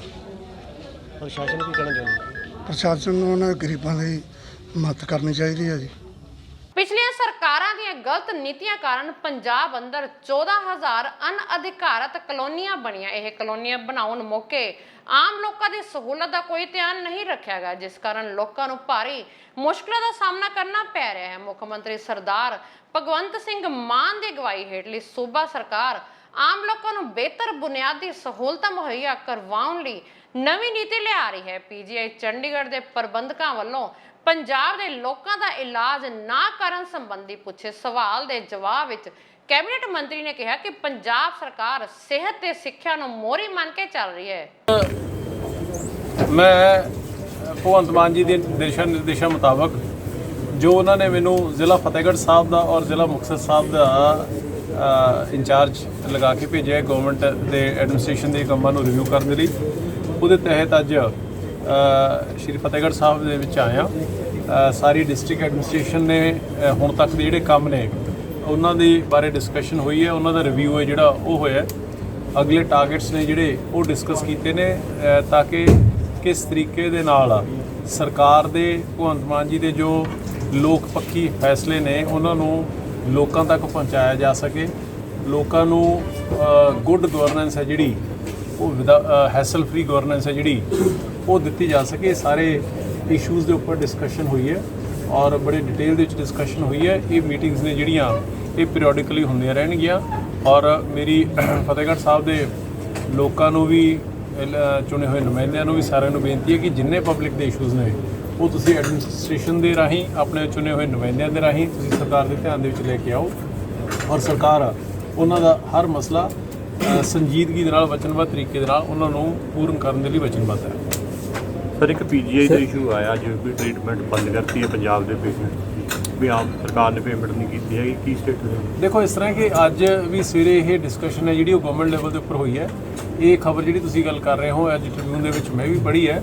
ਸਰਕਾਰ ਇਹਦੇ ਲਈ ਬੜੀ ਸੰਜੀਦਾ ਹੁਣ ਐਕਚੁਅਲੀ ਅਨਫੋਰਚੂਨੇਟਲੀ ਹੋਇਆ ਕੀ ਹੈ ਕਿ ਪਿਛਲੀਆਂ ਸਮੇਂ ਦੇ ਵਿੱਚ ਸਰਕਾਰਾਂ ਦੇ ਵਿੱਚ ਸਕੀਮਾਂ ਬਣ ਜਾਂਦੀਆਂ ਸੀਗੀਆਂ, ਪਾਲਿਸੀਜ਼ ਲਾਂਚ ਹੋ ਜਾਂਦੀਆਂ ਸੀਗੀਆਂ, ਪਰ ਉਹਦੀ ਇੰਪਲੀਮੈਂਟੇਸ਼ਨ ਕਿਉਂ ਨਹੀਂ ਹੋਈ ਹੈਗੀ। ਪਿਛਲੇ ਜੇ ਮੈਂ ਤੁਹਾਨੂੰ ਥੋੜ੍ਹਾ ਜਿਹਾ ਬੈਕਗਰਾਊਂਡ ਦੇ ਵਿੱਚ ਲੈ ਕੇ ਜਾਵਾਂ ਤਾਂ ਸ਼ਾਇਦ ਕੋਈ 8-7 ਮਹੀਨੇ ਸਾਲ ਪਹਿਲਾਂ ਸਰਕਾਰ ਬਣਨ ਤੋਂ ਪਹਿਲਾਂ ਇਹ ਇਸ਼ੂਜ਼ ਵੀ ਆਏ ਸੀਗੇ ਕਿ ਜਿੱਥੇ ਆਈ ਥਿੰਕ ਕੁਝ ਜਿਹੜੇ ਐਲੀਜੀਬਲ ਨਹੀਂ ਸੀਗੇ ਉਹਨਾਂ ਨੇ ਵੀ ਕਲੇਮ ਹੈ ਜਿਹੜਾ ਉਹ ਕੀਤਾ ਸੀਗਾ। ਸੋ ਇਹ ਸਾਰੀਆਂ ਚੀਜ਼ਾਂ ਦੇ ਵਿੱਚ ਹਿਕਅਪ ਕੀ ਹੈ ਉਹ ਆਪਣਾ ਜਿਹੜੇ ਸਾਡਾ ਹੈਲਥ ਡਿਪਾਰਟਮੈਂਟ ਹੈ ਉਹਦੇ ਵੱਲੋਂ ਟੇਕ ਅਪ ਕੀਤਾ ਜਾ ਰਿਹਾ ਹੈ। ਬਟ ਰੈਸਟ ਅਸ਼ੋਰਡ ਜਿਸ ਤਰੀਕੇ ਦੇ ਨਾਲ ਪੰਜਾਬ ਸਰਕਾਰ ਦਾ, ਭਗਵੰਤ ਮਾਨ ਜੀ ਦਾ ਹੈਲਥ ਔਰ ਐਜੂਕੇਸ਼ਨ ਦੇ ਪ੍ਰਤੀ ਕਮਿਟਮੈਂਟ ਔਰ ਡੈਡੀਕੇਸ਼ਨ ਹੈਗੀ ਸਾਡੀ, ਜਿੱਥੇ ਅਸੀਂ ਆਮ ਆਦਮੀ ਕਲੀਨਿਕ, ਮੁਹੱਲਾ ਕਲੀਨਿਕ ਦੀ ਤਰਜ਼ ਦੇ ਉੱਪਰ ਖੋਲ੍ਹਣ ਦੇ ਲਈ ਸਰਕਾਰ ਵਚਨਬੱਧ ਹੈ। ਇਹ ਜਿਹੜੇ ਇਸ਼ੂਜ਼ ਨੇ ਜਾਂ ਲੈਪਸਿਸ ਨੇ, ਇਹ ਬੜੀ ਹੀ ਜਲਦੀ ਹੀ ਦੂਰ ਹੋ ਜਾਣਗੇ। ਮੋਗਾ ਨੇੜਲੇ ਪਿੰਡ ਰੌਂਤਾ ਸਥਿਤ ਦਸ਼ਮੇਸ਼ ਪਬਲਿਕ ਸਕੂਲ ਵਿੱਚ ਅੱਜ ਬੱਚਿਆਂ ਨੂੰ ਪੰਜਾਬੀ ਵਿਰਸੇ ਨਾਲ ਜੋੜਨ ਦੇ ਮਕਸਦ ਨਾਲ ਤੀਆਂ ਦਾ ਤਿਉਹਾਰ ਮਨਾਇਆ ਗਿਆ। ਇਸ ਮੌਕੇ ਤੇ ਗੱਲਬਾਤ ਕਰਦੇ ਹਾਂ ਸਕੂਲ ਪ੍ਰਿੰਸੀਪਲ ਵਿਨਾ ਅਰੋੜਾ ਨੇ ਕਿਹਾ ਕਿ ਬੱਚਿਆਂ ਨੂੰ ਪੜ੍ਹਾਈ ਦੇ ਨਾਲ-ਨਾਲ ਪੁਰਾਤਨ ਤਿਉਹਾਰਾਂ ਦਾ ਗਿਆਨ ਵੀ ਹੋਣਾ ਚਾਹੀਦਾ ਹੈ। ਤੇਜ਼ਧਾਰ ਹਥਿਆਰ ਦਿਖਾ ਕਰਦੇ ਸੀ ਲੁੱਟ-ਖੋਹ ਦੀਆਂ ਵਾਰਦਾਤਾਂ। ਥਾਣਾ ਡਿਵੀਜ਼ਨ 1 ਤੇ 2 ਨੇ 4 ਦੋਸ਼ੀ ਕਾਬੂ ਕੀਤੇ। ਬਰਾਮਦ ਹੋਏ 11 ਮੋਬਾਈਲ, ਫੜੇ ਗਏ 2 ਦੋਸ਼ੀਆਂ ਨੇ ਜਗਰਾਓਂ ਤੇ ਲੁਧਿਆਣਾ ਆ ਕੇ ਕੀਤੀ ਸੀ ਵਾਰਦਾਤ। ਬਾਕੀ ਦੋਨੇ ਸ਼ਹਿਰ 'ਚ ਅਲੱਗ-ਅਲੱਗ ਥਾਂ ਕਰਦੇ ਸੀ ਲੁੱਟ-ਖੋਹ ਦੀਆਂ 13 ਵਾਰਦਾਤਾਂ ਹੋਈਆਂ ਟਰੇਸ। ਪੁਲਿਸ ਦਾ ਦਾਅਵਾ ਰਿਮਾਂਡ ਦੌਰਾਨ ਹੋਰ ਵੀ ਖੁਲਾਸੇ ਹੋਣ ਦੀ ਉਮੀਦ ਹੈ। ਵੱਧ ਰਹੀਆਂ ਵਾਰਦਾਤਾਂ ਦੇ ਅੰਜਾਮ ਨੂੰ ਠੱਲ ਪਾਉਣ ਲਈ ਜ਼ੋਨ 1 ਦੇ ਵਿੱਚ ਅਸੀਂ ਇੱਕ ਮੁਹਿੰਮ ਚਲਾਈ ਹੋਈ ਹੈ ਸਨੈਚਰਾਂ ਦੇ ਖਿਲਾਫ, ਜਿਹਦੇ 'ਚ ਸਖਤ ਤੋਂ ਸਖਤ ਕਾਰਵਾਈ ਕੀਤੀ ਜਾਂਦੀ ਹੈ ਔਰ ਮੈਕਸਿਮਮ ਅਸੀਂ ਜਿਹੜੀ ਰਿਕਵਰੀ ਕਰ ਰਹੇ ਹਾਂ, ਦੋਸ਼ੀਆਂ ਨੂੰ ਫੜ ਰਹੇ ਹਾਂ। ਇਹਦੇ ਵਿੱਚ ਭਾਰੀ ਸਫਲਤਾ ਹਾਸਲ ਕੀਤੀ ਹੈ ਸਾਡੀ ACP ਨਾਰਥ ਔਰ ਇਹਨਾਂ ਦੀ ਟੀਮ ਨੇ, ਜਿਹਦੇ ਤਹਿਤ 11 ਮੋਬਾਈਲ ਟੋਟਲ ਰਿਕਵਰ ਕੀਤੇ ਨੇ ਥਾਣਾ ਡਿਵੀਜ਼ਨ ਨੰਬਰ 2 ਔਰ ਥਾਣਾ ਡਿਵੀਜ਼ਨ ਨੰਬਰ 1 ਦੇ ਵਿੱਚ। ਇਹਦੇ 'ਚ 4 ਦੋਸ਼ੀ ਅਸੀਂ ਗ੍ਰਿਫਤਾਰ ਕੀਤੇ ਨੇ। ਜਿਹੜੇ 9 ਮੋਬਾਈਲ ਨੇ, ਇਹਨਾਂ ਦੇ ਨਾਲ ਇੱਕ ਮੋਟਰਸਾਈਕਲ ਜਿਹਦੇ ਤੇ ਖੋਹ ਦੀਆਂ ਵਾਰਦਾਤਾਂ ਨੂੰ ਅੰਜਾਮ ਦਿੱਤਾ ਜਾਂਦਾ ਸੀ, ਹੀਰੋ ਹੋਂਡਾ, ਉਹਨੂੰ ਵੀ ਅਸੀਂ ਨਾਲ ਕੀਤਾ ਹੈ। ਐਂਡ ਇੱਕ ਦਾ ਜਿਹਦੇ ਨਾਲ ਇਹ ਆਮ ਲੋਕਾਂ ਨੂੰ ਦਿਖਾ ਕੇ ਖੋਹ ਦੀਆਂ ਵਾਰਦਾਤਾਂ ਕਰਦੇ ਸੀ, ਲੁੱਟ ਖੋਹ ਦੀਆਂ ਵਾਰਦਾਤਾਂ। ਇਹਨਾਂ ਦੇ ਪਹਿਲੇ ਵੀ ਕੋਈ ਪਰਚੇ ਦਰਜ ਹੈ?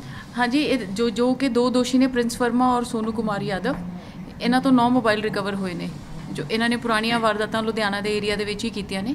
ਕੰਗਨਵਾਲ, ਜੀਵਨ ਨਗਰ, ਫੋਕਲ ਪੁਆਇੰਟ ਔਰ ਫੋਕਲ ਪੁਆਇੰਟ ਤੇ ਡਿਵੀਜ਼ਨ ਨੰਬਰ 3 ਦੇ ਵਿੱਚ ਇਹਨਾਂ ਦੇ ਉੱਪਰ 2 ਜਿਹੜੇ ਹੈਗੇ ਨੇ ਰਜਿਸਟਰਡ ਨੇ ਕੇਸਿਸ, ਉਹ ਵੀ ਖੋਹ ਦੀਆਂ ਵਾਰਦਾਤਾਂ ਨੇ। ਮੁਕੱਦਮਾ number 196 division number 3 the and ਮੁਕੱਦਮਾ ਨੰਬਰ 310 ਥਾਣਾ ਫੋਕਲ ਪੁਆਇੰਟ ਦਾ।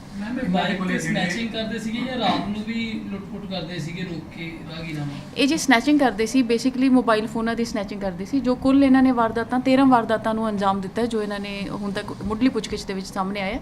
ਲੁਧਿਆਣਾ ਦੇ PAU ਸਥਿਤ ਪੰਜਾਬ ਖੇਤੀਬਾੜੀ ਯੂਨੀਵਰਸਿਟੀ ਦੇ ਖੇਤੀਬਾੜੀ ਵਿਭਾਗ ਵਿੱਚ ਖਾਲੀ ਪਈਆਂ ਅਸਾਮੀਆਂ ਨੂੰ ਭਰਨ ਦੇ ਲਈ ਪੰਜਾਬ ਖੇਤੀਬਾੜੀ ਯੂਨੀਵਰਸਿਟੀ ਵਿਦਿਆਰਥੀ ਏਕਤਾ ਵੱਲੋਂ ਵੱਖਰੇ ਢੰਗ ਨਾਲ ਰੋਸ ਜ਼ਾਹਰ ਕੀਤਾ ਗਿਆ, ਜਿੱਥੇ ਵਿਦਿਆਰਥੀਆਂ ਵੱਲੋਂ ਰਿਕਸ਼ਾ ਚਲਾ ਕੇ ਸਰਕਾਰ ਪ੍ਰਤੀ ਆਪਣਾ ਰੋਸ ਜ਼ਾਹਰ ਕੀਤਾ ਗਿਆ ਕਿ ਉਹਨਾਂ ਨੂੰ ਇੰਨੀਆਂ ਡਿਗਰੀਆਂ ਹੋਣ ਦੇ ਬਾਵਜੂਦ ਵੀ ਬੇਰੋਜ਼ਗਾਰ ਰਹਿਣਾ ਪੈ ਰਿਹਾ ਹੈ।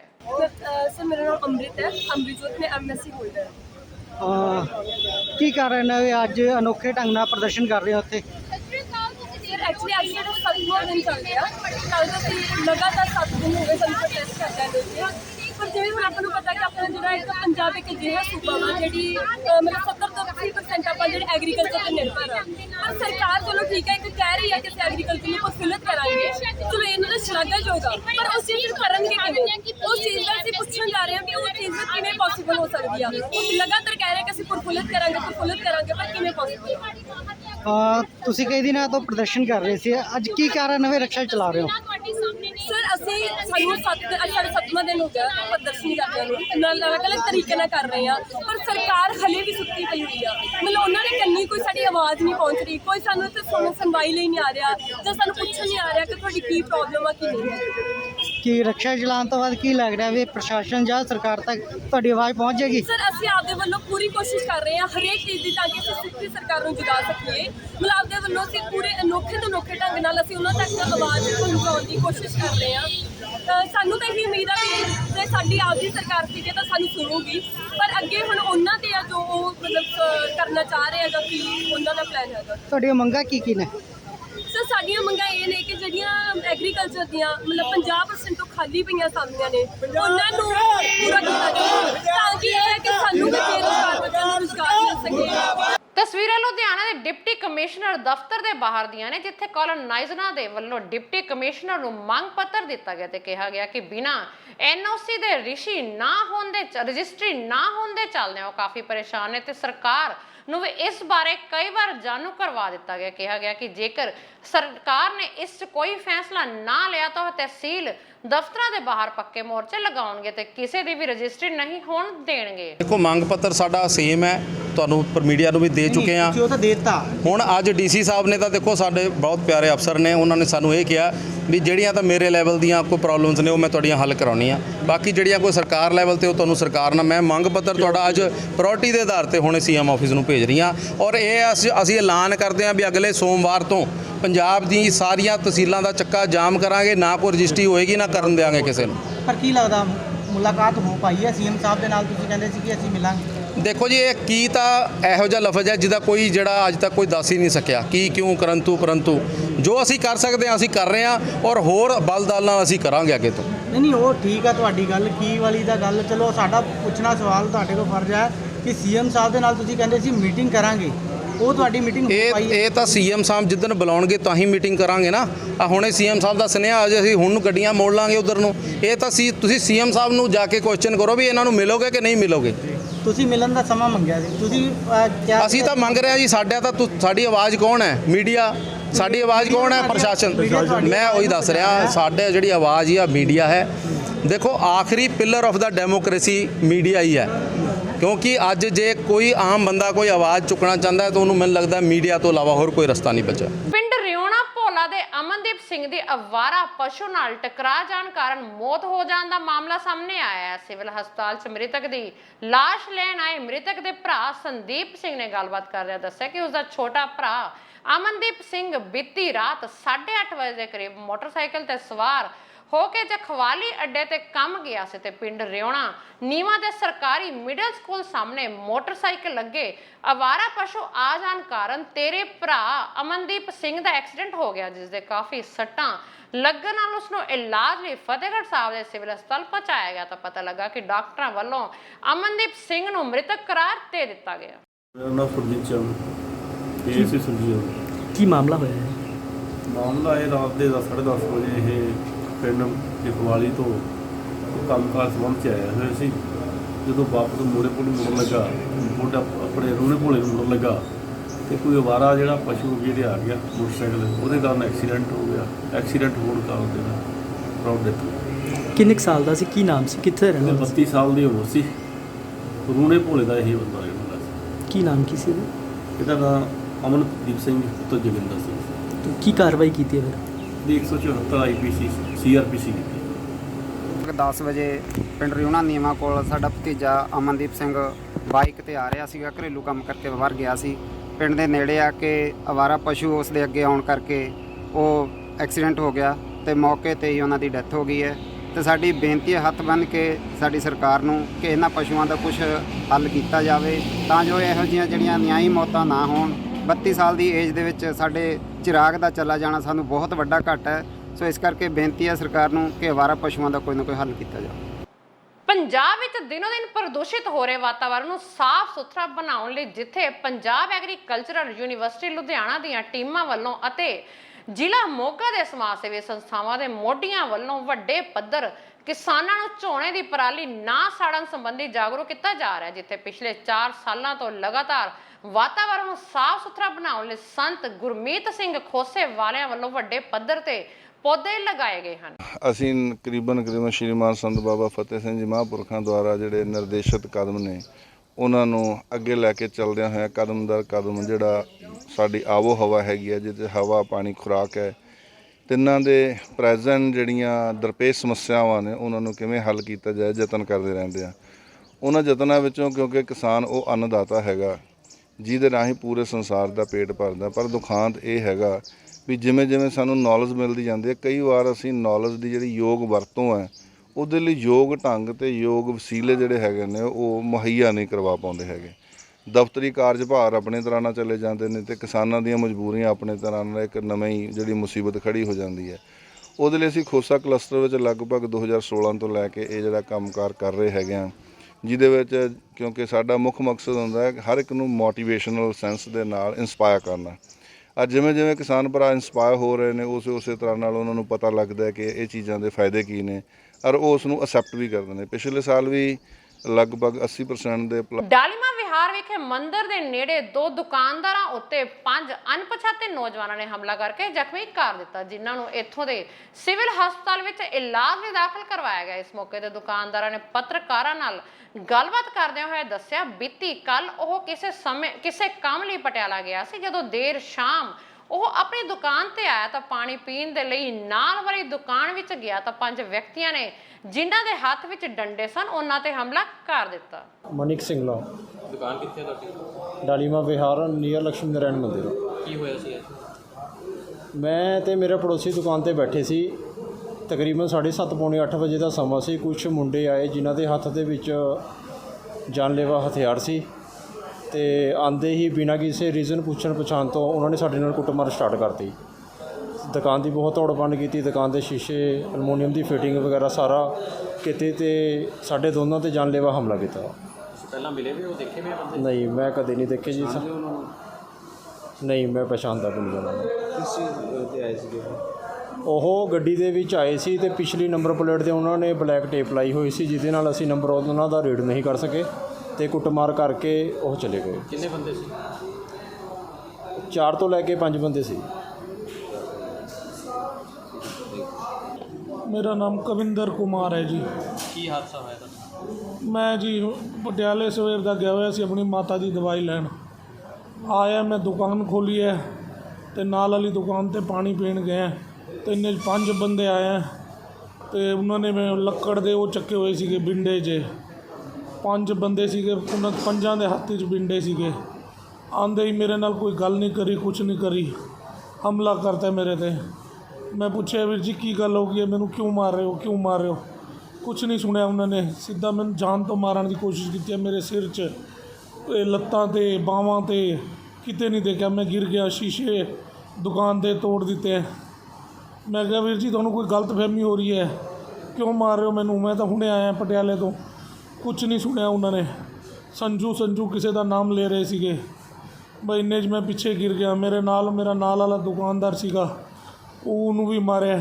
ਮੋਗਾ ਜ਼ਿਲ੍ਹੇ ਵਿੱਚ ਗਊਆਂ ਵਿੱਚ ਲੰਪੀ ਸਕਿਨ ਬਿਮਾਰੀ ਦਾ ਕਹਿਰ। ਜ਼ਿਲ੍ਹੇ ਵਿੱਚ ਵੱਡੀ ਗਿਣਤੀ ਵਿੱਚ ਗਊਆਂ ਇਸ ਬਿਮਾਰੀ ਦੀ ਲਪੇਟ ਵਿੱਚ ਆ ਚੁੱਕੀਆਂ ਹਨ। ਸੈਂਕੜੇ ਗਊਆਂ ਦੀ ਮੌਤ ਬੀਤੇ ਕੱਲ ਬਦਨੀ ਕਲਾ ਦੇ ਇੱਕ ਗਊਸ਼ਾਲਾ ਵਿੱਚ ਹੋ ਗਈ। 100 ਦੇ ਕਰੀਬ ਗਊਆਂ ਇੱਥੇ ਮ੍ਰਿਤਕ ਪਾਈਆਂ ਗਏ। ਇੱਥੇ ਹੀ ਬਸ ਨਹੀਂ ਕਿ ਜ਼ਿਲ੍ਹੇ ਦੇ ਪਿੰਡ ਵਿੱਚ ਜੋ ਪਸ਼ੂ ਪਾਲਕਾਂ ਨੇ ਗਊਆਂ ਰੱਖੀਆਂ ਹਨ, ਘਰ ਵਿੱਚ ਗਊਆਂ ਬਿਮਾਰ ਖੜੀਆਂ ਹਨ, ਜਿਸ ਦੀ ਵਜ੍ਹਾ ਇਸ ਭਿਆਨਕ ਬਿਮਾਰੀ ਦੇ ਇਲਾਜ ਸਮੇਂ ਸਿਰ ਇਲਾਜ ਨਾ ਹੋਣ। ਉਧਰ ਜਦੋਂ ਇਸ ਮਾਮਲੇ ਸੰਬੰਧੀ ਡਿਪਟੀ ਡਾਇਰੈਕਟਰ ਹਰਲੀਨ ਕੌਰ ਨਾਲ ਗੱਲਬਾਤ ਕੀਤੀ ਗਈ ਤਾਂ ਉਹਨਾਂ ਕਿਹਾ ਕਿ ਜ਼ਿਲ੍ਹੇ ਵਿੱਚ ਇਸ ਭਿਆਨਕ ਬਿਮਾਰੀ ਕਰਕੇ ਜ਼ਿਆਦਾਤਰ ਗਊਆਂ ਮ੍ਰਿਤਕ ਮਿਲ ਰਹੀਆਂ ਹਨ।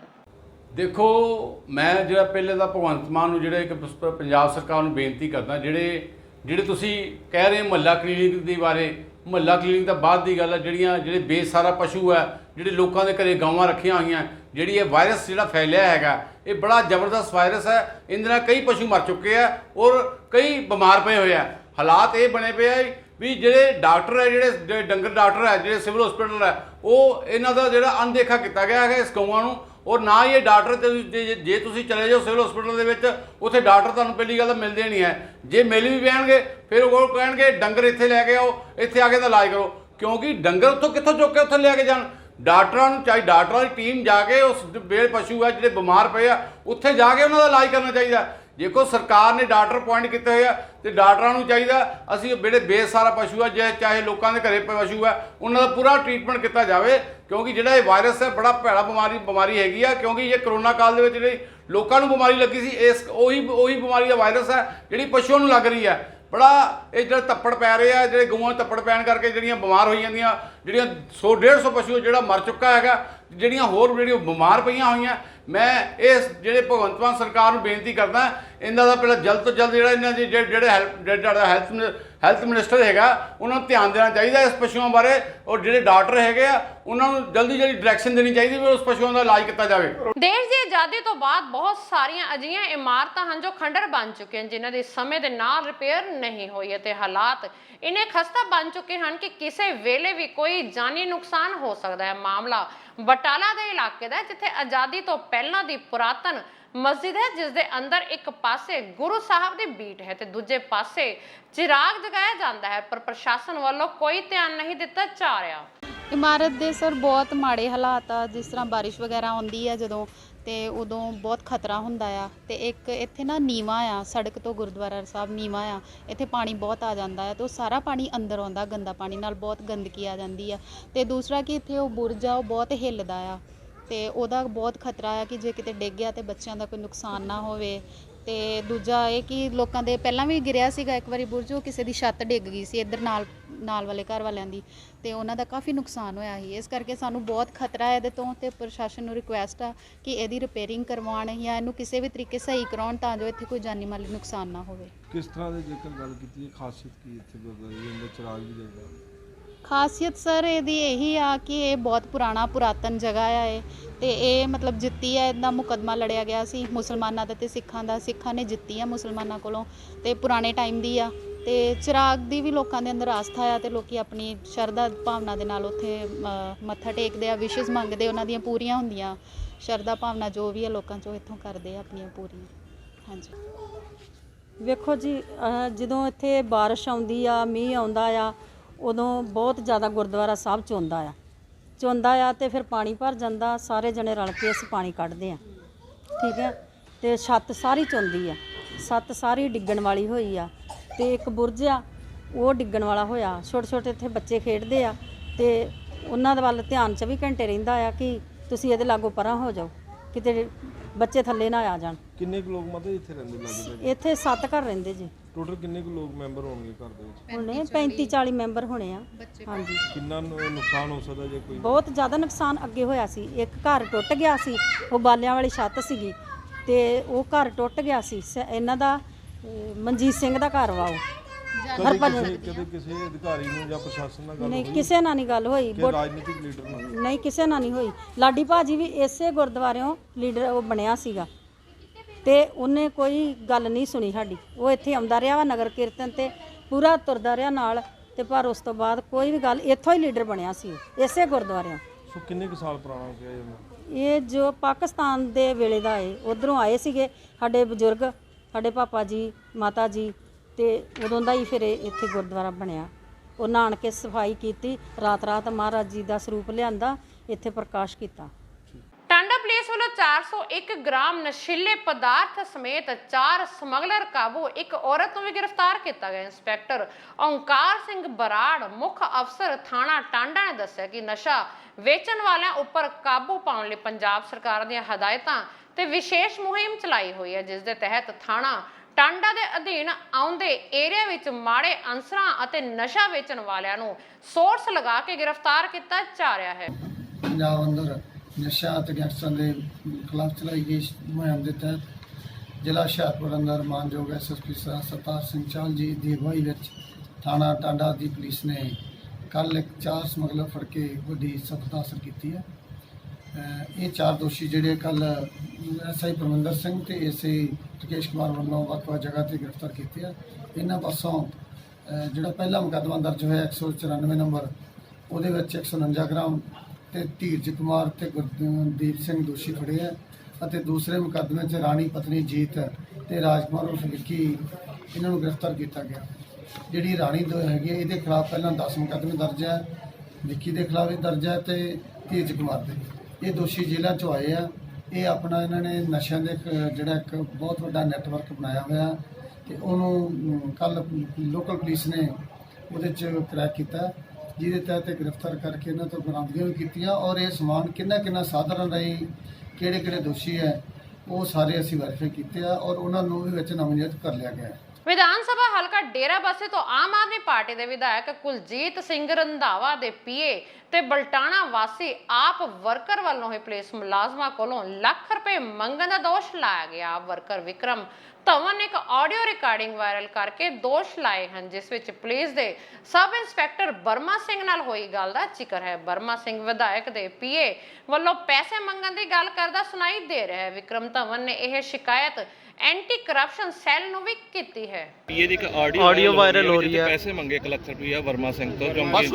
ਹਾਂਜੀ, ਬਸ 1 ਲੱਖ ਹੀ ਮੰਗਿਆ ਜੀ, ਬਸ 1 ਲੱਖ ਹੀ ਮੰਗਿਆ। ਅੱਛਾ, ਫਿਲਹਾਲ ਹਜੇ 1 ਲੱਖ ਦੀ ਆਈ ਹੈ ਜੀ ਗੱਲ ਫਿਲਹਾਲ। ਹਾਂਜੀ, ਉਹ ਯਾਰ ਛੋਟੀ ਵੀਰ ਕਿਉਂ ਮਜ਼ਾਕ ਕਰਦੇ ਹੋ? ਅੱਜ ਪਹਿਲੀ ਗੱਲ ਤਾਂ ਇਹ ਹੈ ਕਿ ਮੇਰੇ ਕਿਸੇ ਬੰਦੇ ਨੇ ਕੋਈ ਪੈਸਾ ਨਹੀਂ ਮੰਗਿਆ। ਅੱਛਾ ਜੀ। ਭਰਪੂਰ ਨੇ ਸਾਰੇ ਲੋਕ, ਪੈਸਾ ਮੰਗਣ ਵਾਲੇ ਲੋਕ ਚਲੇ ਗਏ। ਉਹਨਾਂ ਨੂੰ ਹੋਰ ਕੋਈ ਬਹਾਨਾ ਨਹੀਂ ਲੱਭਦਾ, ਉਹ ਇਹੋ ਜਿਹਾ ਕੁਛ ਨਾ ਕੋਈ ਲੱਭਦੇ ਨੇ। ਲੇਕਿਨ ਮੇਰੇ ਵਰਕਰ ਨੇ ਕਿਸੇ ਨੇ ਅਗਰ ਪੈਸਾ ਮੰਗਿਆ, ਕੋਈ ਸਾਬਤ ਹੁੰਦਾ, ਮੈਂ ਠੋਕ ਕੇ ਉੱਤੇ ਪਰਚਾ ਵੀ ਕਰਾਊਂ, ਮੈਂ ਗਲਤ ਬੰਦੇ ਦੀ ਸਿਫਾਰਿਸ਼। ਤੁਹਾਡੇ ਵਰਕਰ ਨੇ ਆਰੋਪ ਲਗਾਇਆ ਜੀ? ਦੇਖੋ, ਹੋ ਸਕਦਾ ਮੇਰਾ ਵਰਕਰ ਨਾ ਹੋਵੇ ਜਿਹਨੇ ਰੋਕ ਲਾਇਆ। ਪਹਿਲਾਂ ਆਪਾਂ ਜ਼ਰੂਰ ਚੈੱਕ ਕਰਾਂਗੇ ਨੂੰ ਕਿ ਵਰਕਰ ਕੌਣ ਹੈ ਦੋਸ਼ ਲਾਉਣ ਵਾਲਾ। ਦੇਖੋ, ਹਰ ਇੱਕ ਪਾਰਟੀ ਦੇ ਵਿੱਚ ਅੱਛੇ ਬੁਰੇ ਲੋਕ ਸਾਰੇ ਹੁੰਦੇ। ਪੰਜਾਬੀ ਅਤੇ ਹਿੰਦੀ ਫਿਲਮਾਂ ਦੀ ਨਾਮਵਰ ਅਦਾਕਾਰਾ ਉਪਾਸਨਾ ਸਿੰਘ ਨੇ ਚੰਡੀਗੜ੍ਹ ਦੀ ਜ਼ਿਲ੍ਹਾ ਅਦਾਲਤ 'ਚ ਮਿਸ ਯੂਨੀਵਰਸ 2021 ਹਰਨਾਜ਼ ਕੌਰ ਸੰਧੂ ਖਿਲਾਫ ਇੱਕ ਪਟੀਸ਼ਨ ਦਾਇਰ ਕੀਤੀ। ਉਪਾਸਨਾ ਸਿੰਘ ਨੇ ਆਪਣੇ ਵਕੀਲ ਕਰਨ ਸਚਦੇਵਾ ਅਤੇ ਵਿਰਨੀਤ ਕੌਰ ਜਰੀਏ ਸਿਵਲ ਅਦਾਲਤ ਵਿੱਚ ਪਟੀਸ਼ਨ ਦਾਇਰ ਕਰਦਿਆਂ ਮਾਨਯੋਗ ਅਦਾਲਤ ਨੂੰ ਦੱਸਿਆ ਕਿ ਹਰਨਾਜ਼ ਕੌਰ ਸੰਧੂ ਉਹਨਾਂ ਦੀ 19 ਅਗਸਤ ਨੂੰ ਰਿਲੀਜ਼ ਹੋ ਰਹੀ ਪੰਜਾਬੀ ਫਿਲਮ ਬਾਈ ਜੀ ਕੁੱਟਣਗੇ ਦੀ ਹੀਰੋਇਨ ਹੈ। ਮਿਸ ਯੂਨੀਵਰਸ ਬਣਨ ਤੋਂ ਬਾਅਦ ਹੁਣ ਉਹ ਇਸ ਫਿਲਮ ਦੇ ਪ੍ਰਚਾਰ ਵਿੱਚ ਕਿਸੇ ਕਿਸਮ ਦਾ ਕੋਈ ਸਹਿਯੋਗ ਨਹੀਂ ਦੇ ਰਹੀ ਤੇ ਨਾ ਹੀ ਲਿਖਤੀ ਕਾਨੂੰਨੀ ਵਾਅਦੇ ਮੁਤਾਬਕ ਫਿਲਮ ਦੀ ਪ੍ਰਮੋਸ਼ਨ ਲਈ ਵਕਤ ਦੇ ਰਹੀ ਹੈ। ਇਸ ਫਿਲਮ ਦੀ ਸ਼ੂਟਿੰਗ ਤੋਂ ਪਹਿਲਾਂ ਹਰਨਾਜ਼ ਕੌਰ ਸੰਧੂ ਦਾ ਇਸ ਫਿਲਮ ਨੂੰ ਬਣਾਉਣ ਵਾਲੀ ਕੰਪਨੀ ਸੰਤੋਸ਼ ਐਂਟਰਟੇਨਮੈਂਟ ਸਟੂਡੀਓ ਨਾਲ ਬਕਾਇਦਾ ਕਾਨੂੰਨੀ ਐਗਰੀਮੈਂਟ ਵੀ ਹੋਇਆ ਸੀ। ਜਿਸ ਐਕਟਰ ਨੂੰ 1 ਸੈਕਿੰਡ ਚ ਫੋਨ ਕੀਤਾ ਔਰ ਤੁਹਾਨੂੰ ਮੈਂ ਚਾਂਸ ਦਿੱਤਾ, ਮਤਲਬ ਮੈਂ ਉਸ ਟਾਈਮ ਉਸ ਲੜਕੀ ਨੂੰ ਚਾਂਸ ਦਿੱਤਾ ਜਦੋਂ ਉਹ ਮਿਸ ਯੂਨੀਵਰਸ ਨਹੀਂ ਸੀ, ਇੱਕ ਸਟਰਗਲਰ ਲੜਕੀ ਸੀ। ਔਰ ਮੈਂ ਆਪਣੀ ਲਾਈਫ ਦਾ ਇੰਨਾ ਸਾਰਾ ਅਮਾਉਂਟ ਜਿਹੜਾ ਕਿ ਮੈਂ ਇੰਨੀ ਮਿਹਨਤ ਨਾਲ ਕਮਾਇਆ ਇੱਕ ਫਿਲਮ ਤੇ ਲਗਾਤਾ। ਉਹ ਫਿਲਮ ਵੀ ਕੋਈ ਛੋਟੀ ਫਿਲਮ ਨਹੀਂ ਹੈ। ਬਾਈ ਜੀ ਕੁੱਟਣਗੇ ਸਮੀਪ ਕੰਗ ਜੀ ਨੇ ਡਾਇਰੈਕਟ ਕੀਤੀ ਹੈ, ਉਹਦੇ ਚ ਦੇਵ ਖਰੋੜ ਜੀ ਹੀਰੋ ਨੇ, ਫਿਰ ਉਹਦੇ ਨਾਲ ਮੇਰਾ ਬੇਟਾ ਨਾਨਕ ਸਿੰਘ ਉਹ ਹੀਰੋ ਆ ਰਿਹਾ ਹੈ, ਗੁਰਪ੍ਰੀਤ ਘੁੱਗੀ ਜੀ ਨੇ, ਹੌਬੀ ਧਾਰੀਵਾਲ ਨੇ, ਮੈਂ ਖੁਦ ਹੈਗੀ ਹਾਂ ਉਸ ਫਿਲਮ 'ਚ। ਤੇ ਮੈਂ ਉਹ ਇੰਨੀ ਮਹਿੰਗੀ ਫਿਲਮ ਬਣਾਈ ਤੇ ਉਹ ਇਦਾਂ ਤਾਂ ਨਹੀਂ ਕਿ ਉਹਨੇ ਕੋਈ ਛੋਟੀ ਫਿਲਮ 'ਚ ਕੰਮ ਕੀਤਾ ਸੀਗਾ ਕਿ ਉਹਨੂੰ ਇਸ ਗੱਲ ਦਾ ਅਫਸੋਸ ਹੁੰਦਾ। ਉਦੋਂ ਤਾਂ ਕਹਿੰਦੀ ਸੀ ਕਿ ਮੈਂ ਸਮੀਪ ਜੀ ਦੇ ਨਾਲ ਬਾਈ ਜੀ ਕੁੱਟਣਗੇ ਕਰ ਰਹੀ ਹਾਂ ਤੇ ਮੈਂ ਆਪਣੇ ਆਪ ਨੂੰ ਬਹੁਤ ਲੱਕੀ ਮੰਨਦੀ ਹਾਂ, ਤੁਸੀਂ ਮੇਰੀ ਗੋਡ ਮਦਰ ਹੋ। ਮੈਂ ਉਹਨੂੰ ਇੱਕ ਇੱਕ ਸਟੈਪ ਸਿਖਾਇਆ, ਮੈਂ ਉਹਨੂੰ ਐਕਟਿੰਗ ਸਿਖਾਈ, ਉਹਨੂੰ ਮਤਲਬ ਮੈਂ ਉਹਨੂੰ ABCD ਸਿਖਾਈ ਹੈ ਐਕਟਿੰਗ ਦੀ। ਮੇਰੇ ਹੀ ਘਰ 'ਚੋਂ ਰਹਿੰਦੀ ਸੀ, ਬੰਬੇ ਉਹ ਮੇਰੇ ਘਰ 'ਚ ਰਹਿੰਦੀ ਸੀ। ਜਦੋਂ ਮਿਸ ਦੀਵਾ ਯੂਨੀਵਰਸ ਉਹ ਬਣੀ ਉਹ ਸਾਡੇ ਘਰ ਤੋਂ ਹੀ ਜਾਂਦੀ ਸੀ। ਮੇਰਾ ਬੇਟਾ ਉਹਨੂੰ ਜਾ ਕੇ ਟ੍ਰੇਨਿੰਗ ਲਈ ਗੱਡੀ 'ਚ ਆਪਣੀ ਲੈ ਕੇ ਜਾਂਦਾ ਸੀ। ਠੀਕ ਹੈ, ਮੈਂ ਉਹਦੇ ਲਈ ਬਹੁਤ ਕੁਝ ਕੀਤਾ ਆਪਣੀ ਲਾਈਫ 'ਚ ਨਾ। ਮੈਂ ਆਪਣੇ ਬੱਚਿਆਂ ਦੀ ਤਰ੍ਹਾਂ ਉਹਨੂੰ, ਜਿਸ ਦਿਨ ਉਹ ਮਿਸ ਯੂਨੀਵਰਸ ਬਣੀ ਸੀ ਮੈਂ ਰੋ ਰਹੀ ਸੀ। ਨਹੀਂ ਉਪਾਸਨਾ ਜੀ ਇਹ ਪਹਿਲੀ ਵਾਰ ਨਹੀਂ ਹੈ ਕਦੇ ਵੀ ਟੀਮ ਨਾਲ ਗੱਲ ਕੀਤੀ ਜੀ, ਜਿਵੇਂ ਬੰਬੇ ਟੀਮ ਉਹਨਾਂ ਦੀ ਉਹ ਥੋੜਾ ਰਿਪਲਾਈ ਨਹੀਂ ਕਰ ਰਹੀ, ਪਰ ਕਿਸੇ ਟੀਮ ਦੇ ਹੋਰ ਮੈਂਬਰ ਨਾਲ ਗੱਲ ਸਾਰਾ ਖਰਾਬ ਹੋ ਰਿਹਾ ਹੈਡ ਆ ਰਿਹਾ ਸਾਰੇ ਫਰੇਮ ਨਹੀਂ। ਉਹਨੇ ਮੈਨੂੰ ਕਿਹਾ ਕਿ ਤੁਸੀਂ ਨਾ ਮੇਰੀ ਟੀਮ ਨਾਲ ਗੱਲ ਕਰੋ। ਮੈਂ ਉਹਨੂੰ ਕਿਹਾ ਕਿ ਹਰਨਾਜ਼ ਜਦੋਂ ਮੈਂ ਤੈਨੂੰ ਕਿਹਾ ਐਗਰੀਮੈਂਟ ਸਾਈਨ ਕੀਤਾ ਸੀ ਉਦੋਂ ਤਾਂ ਤੁਸੀਂ ਬੋਲੋ ਕਰਨ, ਫਿਰ ਮੈਂ ਬੋਲੂੰਗੀ। ਮੈਮ ਦੇਖੋ ਇਮੋਸ਼ਨਲ ਹੋਣਾ ਵੀ ਬਣਦਾ ਹੈ ਕਿਉਂਕਿ ਮਾਈਕ ਕਰੋ ਨਾ ਜੀ ਅੱਗੇ ਭਾਜੀ ਤੁਹਾਡੀ ਆਡੀਓ ਨਹੀਂ ਆ ਰਹੀ, ਮਾਈਕ ਆਉਂਦਾ ਤੁਹਾਡੇ ਵੱਲ। ਪ੍ਰਮੋਟ ਕੀਤਾ ਉਹਨਾਂ ਨੂੰ ਆਪਦਾ ਡਾਟਰ ਸਮਝ ਕੇ ਉਹਨਾਂ ਨੇ ਉਹਨਾਂ ਨੂੰ ਜਗ੍ਹਾ ਰਾਹ ਦਿਖਾਉਂਦੇ ਰਹੇ, but ultimately one should not stoop. ਮੈਂ ਇਹੀ ਕਹਿਣਾ ਚਾਹੂੰਗਾ one can't stoop so low ਤੇ now matter is before the honourable court to decide. Court ਵੱਲੋਂ ਕੀ ਕਿਹਾ ਗਿਆ ਜੀ ਸਰ ਜਿਵੇਂ ਅਪਡੇਟ ਆਏਗਾ ਤੇ ਨਾਲ ਦੀ ਨਾਲ ਠੀਕ ਹੈ। ਸਰ ਇਹ ਪਹਿਲੀ ਵਾਰ ਨਹੀਂ ਹੈ ਕਿ ਕਿਹਾ ਕਿ ਹਰਨਾਜ਼ ਨੇ ਤੁਹਾਨੂੰ ਕਿਹਾ ਕਿ ਮੈਂ ਬਾਲੀਵੁੱਡ ਤੇ ਜਮ੍ਹਾਂ ਕਰਵਾਉਣਾ ਚਾਹੁੰਦੀ ਹਾਂ, ਤੇ ਉਹਨਾਂ ਨੇ ਆਪਣੇ ਸ਼ਬਦਾਂ ਵੀ ਤੁਹਾਨੂੰ ਕਿਹਾ, ਕਾਲ ਤੇ ਕਿਹਾ, ਤੁਹਾਨੂੰ ਮੇਲ ਦਾ ਰਿਪਲਾਈ ਦਿੱਤਾ, ਕਿੱਥੇ ਗਿਆ ਉਹਨਾਂ ਨੇ? ਨਹੀਂ, ਉਹਨੂੰ ਨਾ ਸਾਡੇ ਬਹੁਤ ਸਾਰੇ ਫੈਮਿਲੀ ਫਰੈਂਡਸ ਵੀ ਮਿਲੇ ਔਰ ਬਹੁਤ ਸਾਡੇ ਲੋਕਾਂ ਨੇ ਉਹਨੂੰ ਫੋਨ ਵੀ ਕੀਤਾ ਜਿਹੜੇ ਮੈਨੂੰ ਜਾਣਦੇ ਆ। ਤੇ ਉਹਨੇ ਪਹਿਲਾਂ ਤਾਂ ਇੱਕ ਕਿਸੇ ਨੂੰ ਕਿਹਾ ਕਿ ਮੈਂ ਇਸ ਫਿਲਮ 'ਚ ਹੀ ਨਹੀਂ ਹੈ, ਤਾਂ ਮੇਰੀ ਕੋਈ ਡੁਪਲੀਕੇਟ ਨੇ ਕੰਮ ਕੀਤਾ। ਠੀਕ ਹੈ, ਫਿਰ ਉਸ ਤੋਂ ਬਾਅਦ ਉਹਨਾਂ ਨੇ ਕਿਹਾ ਅੱਛਾ ਮੈਂ ਤੁਹਾਨੂੰ ਇਹ ਸਵਾਲ ਪੁੱਛਦੀ ਹਾਂ, ਜੇ ਉਹਨੂੰ ਕੋਈ ਚੀਜ਼ ਦਾ ਉਹਨੂੰ ਇਹ ਖੁਸ਼ੀ ਹੈ ਕਿ ਉਹਨੇ ਸਾਡੀ ਪੰਜਾਬੀ ਫਿਲਮ 'ਚ ਕੰਮ ਕੀਤਾ ਹੈ ਤਾਂ ਉਹ ਕਿਉਂ ਨਹੀਂ ਸਾਨੂੰ ਇੱਕ ਵੀ ਮੈਸੇਜ ਦਾ ਜਵਾਬ ਦੇ ਰਹੀ, ਜਾਂ ਸਾਡਾ ਪੋਸਟਰ ਸ਼ੇਅਰ ਕਿਉਂ ਨਹੀਂ ਕਰ ਰਹੀ, ਜਾਂ ਸਾਡਾ ਜਿਹੜਾ ਟ੍ਰੇਲਰ ਹੈ ਉਹ ਕਿਉਂ ਨਹੀਂ ਉਹ ਸ਼ੇਅਰ ਕਰ ਰਹੀ? ਇਹਦਾ ਆਨਸਰ ਤੁਹਾਨੂੰ ਆਪੇ ਹੀ ਮਿਲ ਜਾਏਗਾ ਕਿ ਉਹ ਨਹੀਂ ਕਰਨਾ ਚਾਹੁੰਦੀ ਪ੍ਰਮੋਟ। ਹਾਂ, ਤਾਂ ਕਿ ਲੋਕਾਂ ਨੂੰ ਪਤਾ ਨਾ ਲੱਗੇ ਜਦੋਂ ਉਹਨੂੰ ਕਿਸੇ ਨੇ ਵੀ, ਜਦੋਂ ਤੁਸੀਂ ਉਹਨਾਂ ਦੀ ਸਾਰੀਆਂ ਇੰਟਰਵਿਊਜ਼ ਦੇਖੋ, ਜਦੋਂ ਵੀ ਕੋਈ ਉਹਨਾਂ ਨੂੰ ਪੁੱਛਦਾ ਰਿਹਾ ਕਿ ਤੁਸੀਂ ਕਿਹੜੀਆਂ ਫਿਲਮਾਂ ਕੀਤੀਆਂ ਜਾਂ ਤੁਸੀਂ ਕੀ ਕਰ ਰਹੇ ਹੋ, ਉਹਨਾਂ ਨੇ ਕਦੀ ਵੀ ਬਾਈ ਜੀ ਕੁੱਟਣਗੇ ਦਾ ਨਾਮ ਨਹੀਂ ਲਿਆ। ਤੇ ਉਹ ਕਿਉਂ ਨਹੀਂ ਲਿਆ? ਮਤਲਬ ਕਿ ਉਹ ਛੋਟਾ ਹੋ ਗਿਆ। ਥੈਂਕ ਯੂ ਤੁਸੀਂ ਕੀ ਮੰਗ ਕਰ ਰਹੇ ਹੋ? ਦੁਬਾਰਾ ਪ੍ਰਮੋਸ਼ਨ ਚਾਹੀਏ। ਬਹੁਤ ਵਾਰ ਐਕਟਰਸ ਦੇ ਉੱਪਰ ਲੱਗਦਾ ਐਲੀਗੇਸ਼ਨ ਲੱਗਦੇ ਨੇ, ਇਸ ਤਰ੍ਹਾਂ ਦੇ ਕੇਸਿਸ ਬਹੁਤ ਹੁੰਦੇ ਨੇ, ਤੁਸੀਂ ਵੀ ਜਾਣਦੇ ਹੋ। ਤੁਸੀਂ ਕਿਹਾ 25 ਸਾਲ 'ਚ ਮੈਂ ਪਹਿਲੀ ਵਾਰ ਕੋਰਟ ਦੇਖਿਆ ਆਪਣੇ ਕਰੀਅਰ ਦੇ ਵਿਚਕਾਰ, ਲੇਕਿਨ ਐਸੇ ਕੇਸਿਸ ਬਹੁਤ ਹੁੰਦੇ ਨੇ ਬਾਲੀਵੁੱਡ ਜਾਂ ਪੰਜਾਬੀ ਫਿਲਮ ਇੰਡਸਟਰੀ ਦੇ ਵਿਚਕਾਰ। ਪ੍ਰਮੋਸ਼ਨ ਲਈ ਬੰਦਾ ਨਹੀਂ ਪਹੁੰਚਦਾ। ਮੈਮ ਕੀ ਤੁਸੀਂ ਹੁਣ ਚਾਹੁੰਦੇ ਹੋ ਕਿ ਪ੍ਰਮੋਸ਼ਨ ਲਈ ਨਹੀਂ ਪਹੁੰਚਦਾ ਤਾਂ ਨਾ, ਜਦੋਂ ਅਸੀਂ 3 ਮਹੀਨੇ ਤੋਂ ਉਹਨੂੰ ਲਗਾਤਾਰ ਕਾਲਸ ਕਰ ਰਹੇ ਹਾਂ, ਫੋਨ ਕਾਲ, ਉਹ ਲੜਕੀ ਜਿਹੜੀ ਮੇਰੀ ਇੱਕ ਫੋਨ ਤੇ ਮੇਰਾ ਫੋਨ ਚੁੱਕਦੀ ਸੀ, ਕਿ ਉਹਨੂੰ ਫੋਨ ਨਹੀਂ ਮਿਲ ਰਹੇ, ਕੀ ਉਹਨੂੰ ਪਤਾ ਨਹੀਂ ਕਿ ਬਾਈ ਜੀ ਗੁੱਟਨਗੇ ਰਿਲੀਜ਼ ਹੋ ਰਹੀ ਹੈ? ਉਹ ਆਪ ਅੰਮ੍ਰਿਤਸਰ 'ਚ ਜਦੋਂ ਪ੍ਰੈਸ ਵਾਲਿਆਂ ਨੇ ਉਹਨੂੰ ਪੁੱਛਿਆ, ਕਿਉਂਕਿ ਮੇਰੇ ਨਾਲ ਅੰਮ੍ਰਿਤਸਰ ਵੀ ਹੋ ਗਈ ਸੀ ਹਰਮੰਦਰ ਸਾਹਿਬ, ਤੇ ਉੱਥੇ ਉਹਨਾਂ ਨੇ ਕਿਹਾ ਤੁਸੀਂ ਪਿਛਲੀ ਵਾਰ ਉਪਾਸਨਾ ਜੀ ਨਾਲ ਆਏ ਸੀਗੇ, ਤੁਹਾਡੀ ਫਿਲਮ ਰਿਲੀਜ਼ ਹੋ ਰਹੀ ਹੈ, ਜਦੋਂ 27 ਮਈ ਸਾਡੀ ਫਿਲਮ ਸੀ, ਤੇ ਕਹਿੰਦੀ ਹਾਂ 27 ਮਈ ਨੂੰ ਆ ਰਹੀ ਹੈ, ਤੁਸੀਂ ਦੇਖਿਓ। ਉਸ ਤੋਂ ਬਾਅਦ ਉਹਨੇ ਕੋਈ ਲਾਈਨ ਨਹੀਂ ਬੋਲੀ, ਕਿਉਂਕਿ ਹਰਮੰਦਰ ਸਾਹਿਬ ਦੇ ਸਾਹਮਣੇ ਚੰਡੀਗੜ੍ਹ ਪੀਸੀ ਦੇ ਵਿੱਚ ਕਿਹਾ ਸੀ ਨਾ ਉਹਨੇ, ਤਾਂ ਕੀ ਉਹਨੂੰ ਮਤਲਬ ਮੈਂ ਪੁੱਛਣਾ ਚਾਹੁੰਦੀ ਕਿ ਉਹਨੂੰ ਪਤਾ ਨਹੀਂ ਹੈ ਕਿ ਫਿਲਮ ਰਿਲੀਜ਼ ਹੋ ਰਹੀ ਹੈ? ਕਿ ਹਰ ਐਕਟਰ ਦਾ ਇਸ ਟਾਈਮ ਮੇਰੇ ਕੋਲ ਕੰਟਰੈਕਟ ਹੈ ਜਿਹਦੇ ਚ 25 ਡੇਜ਼ ਲਿਖੇ ਹੋਏ ਹੈ, ਮੈਂ ਸਾਈਨ ਕਰਾਏ ਹੋਏ ਚਲੋ ਥੈਂਕ ਯੂ ਤੁਸੀਂ ਅਗਰ ਇਹ ਕੰਟਰੈਕਟ ਪੂਰਾ ਨਹੀਂ ਕਰਦੇ ਰੋਜ਼ਾਨਾ ਸਪੋਕਸਮੈਨ ਕੌਣ ਹੈ ਭਾਈ? ਥੈਂਕ ਯੂ ਰੋਜ਼ਾਨਾ ਸਪੋਕਸਮੈਨ ਮੈਂ ਬਸ ਇਹ ਕਹਿਣਾ ਚਾਹੁੰਦੀ ਹਾਂ ਕੋਰਟ ਨੂੰ, ਮੈਨੂੰ ਪੂਰਾ ਯਕੀਨ ਹੈ ਕਿ ਮੇਰੇ ਨਾਲ ਜਸਟਿਸ ਹੋਏਗਾ। ਔਰ ਥੈਂਕ ਯੂ ਕੋਰਟ ਦੇ ਵਿੱਚ ਕੀ ਤੁਸੀਂ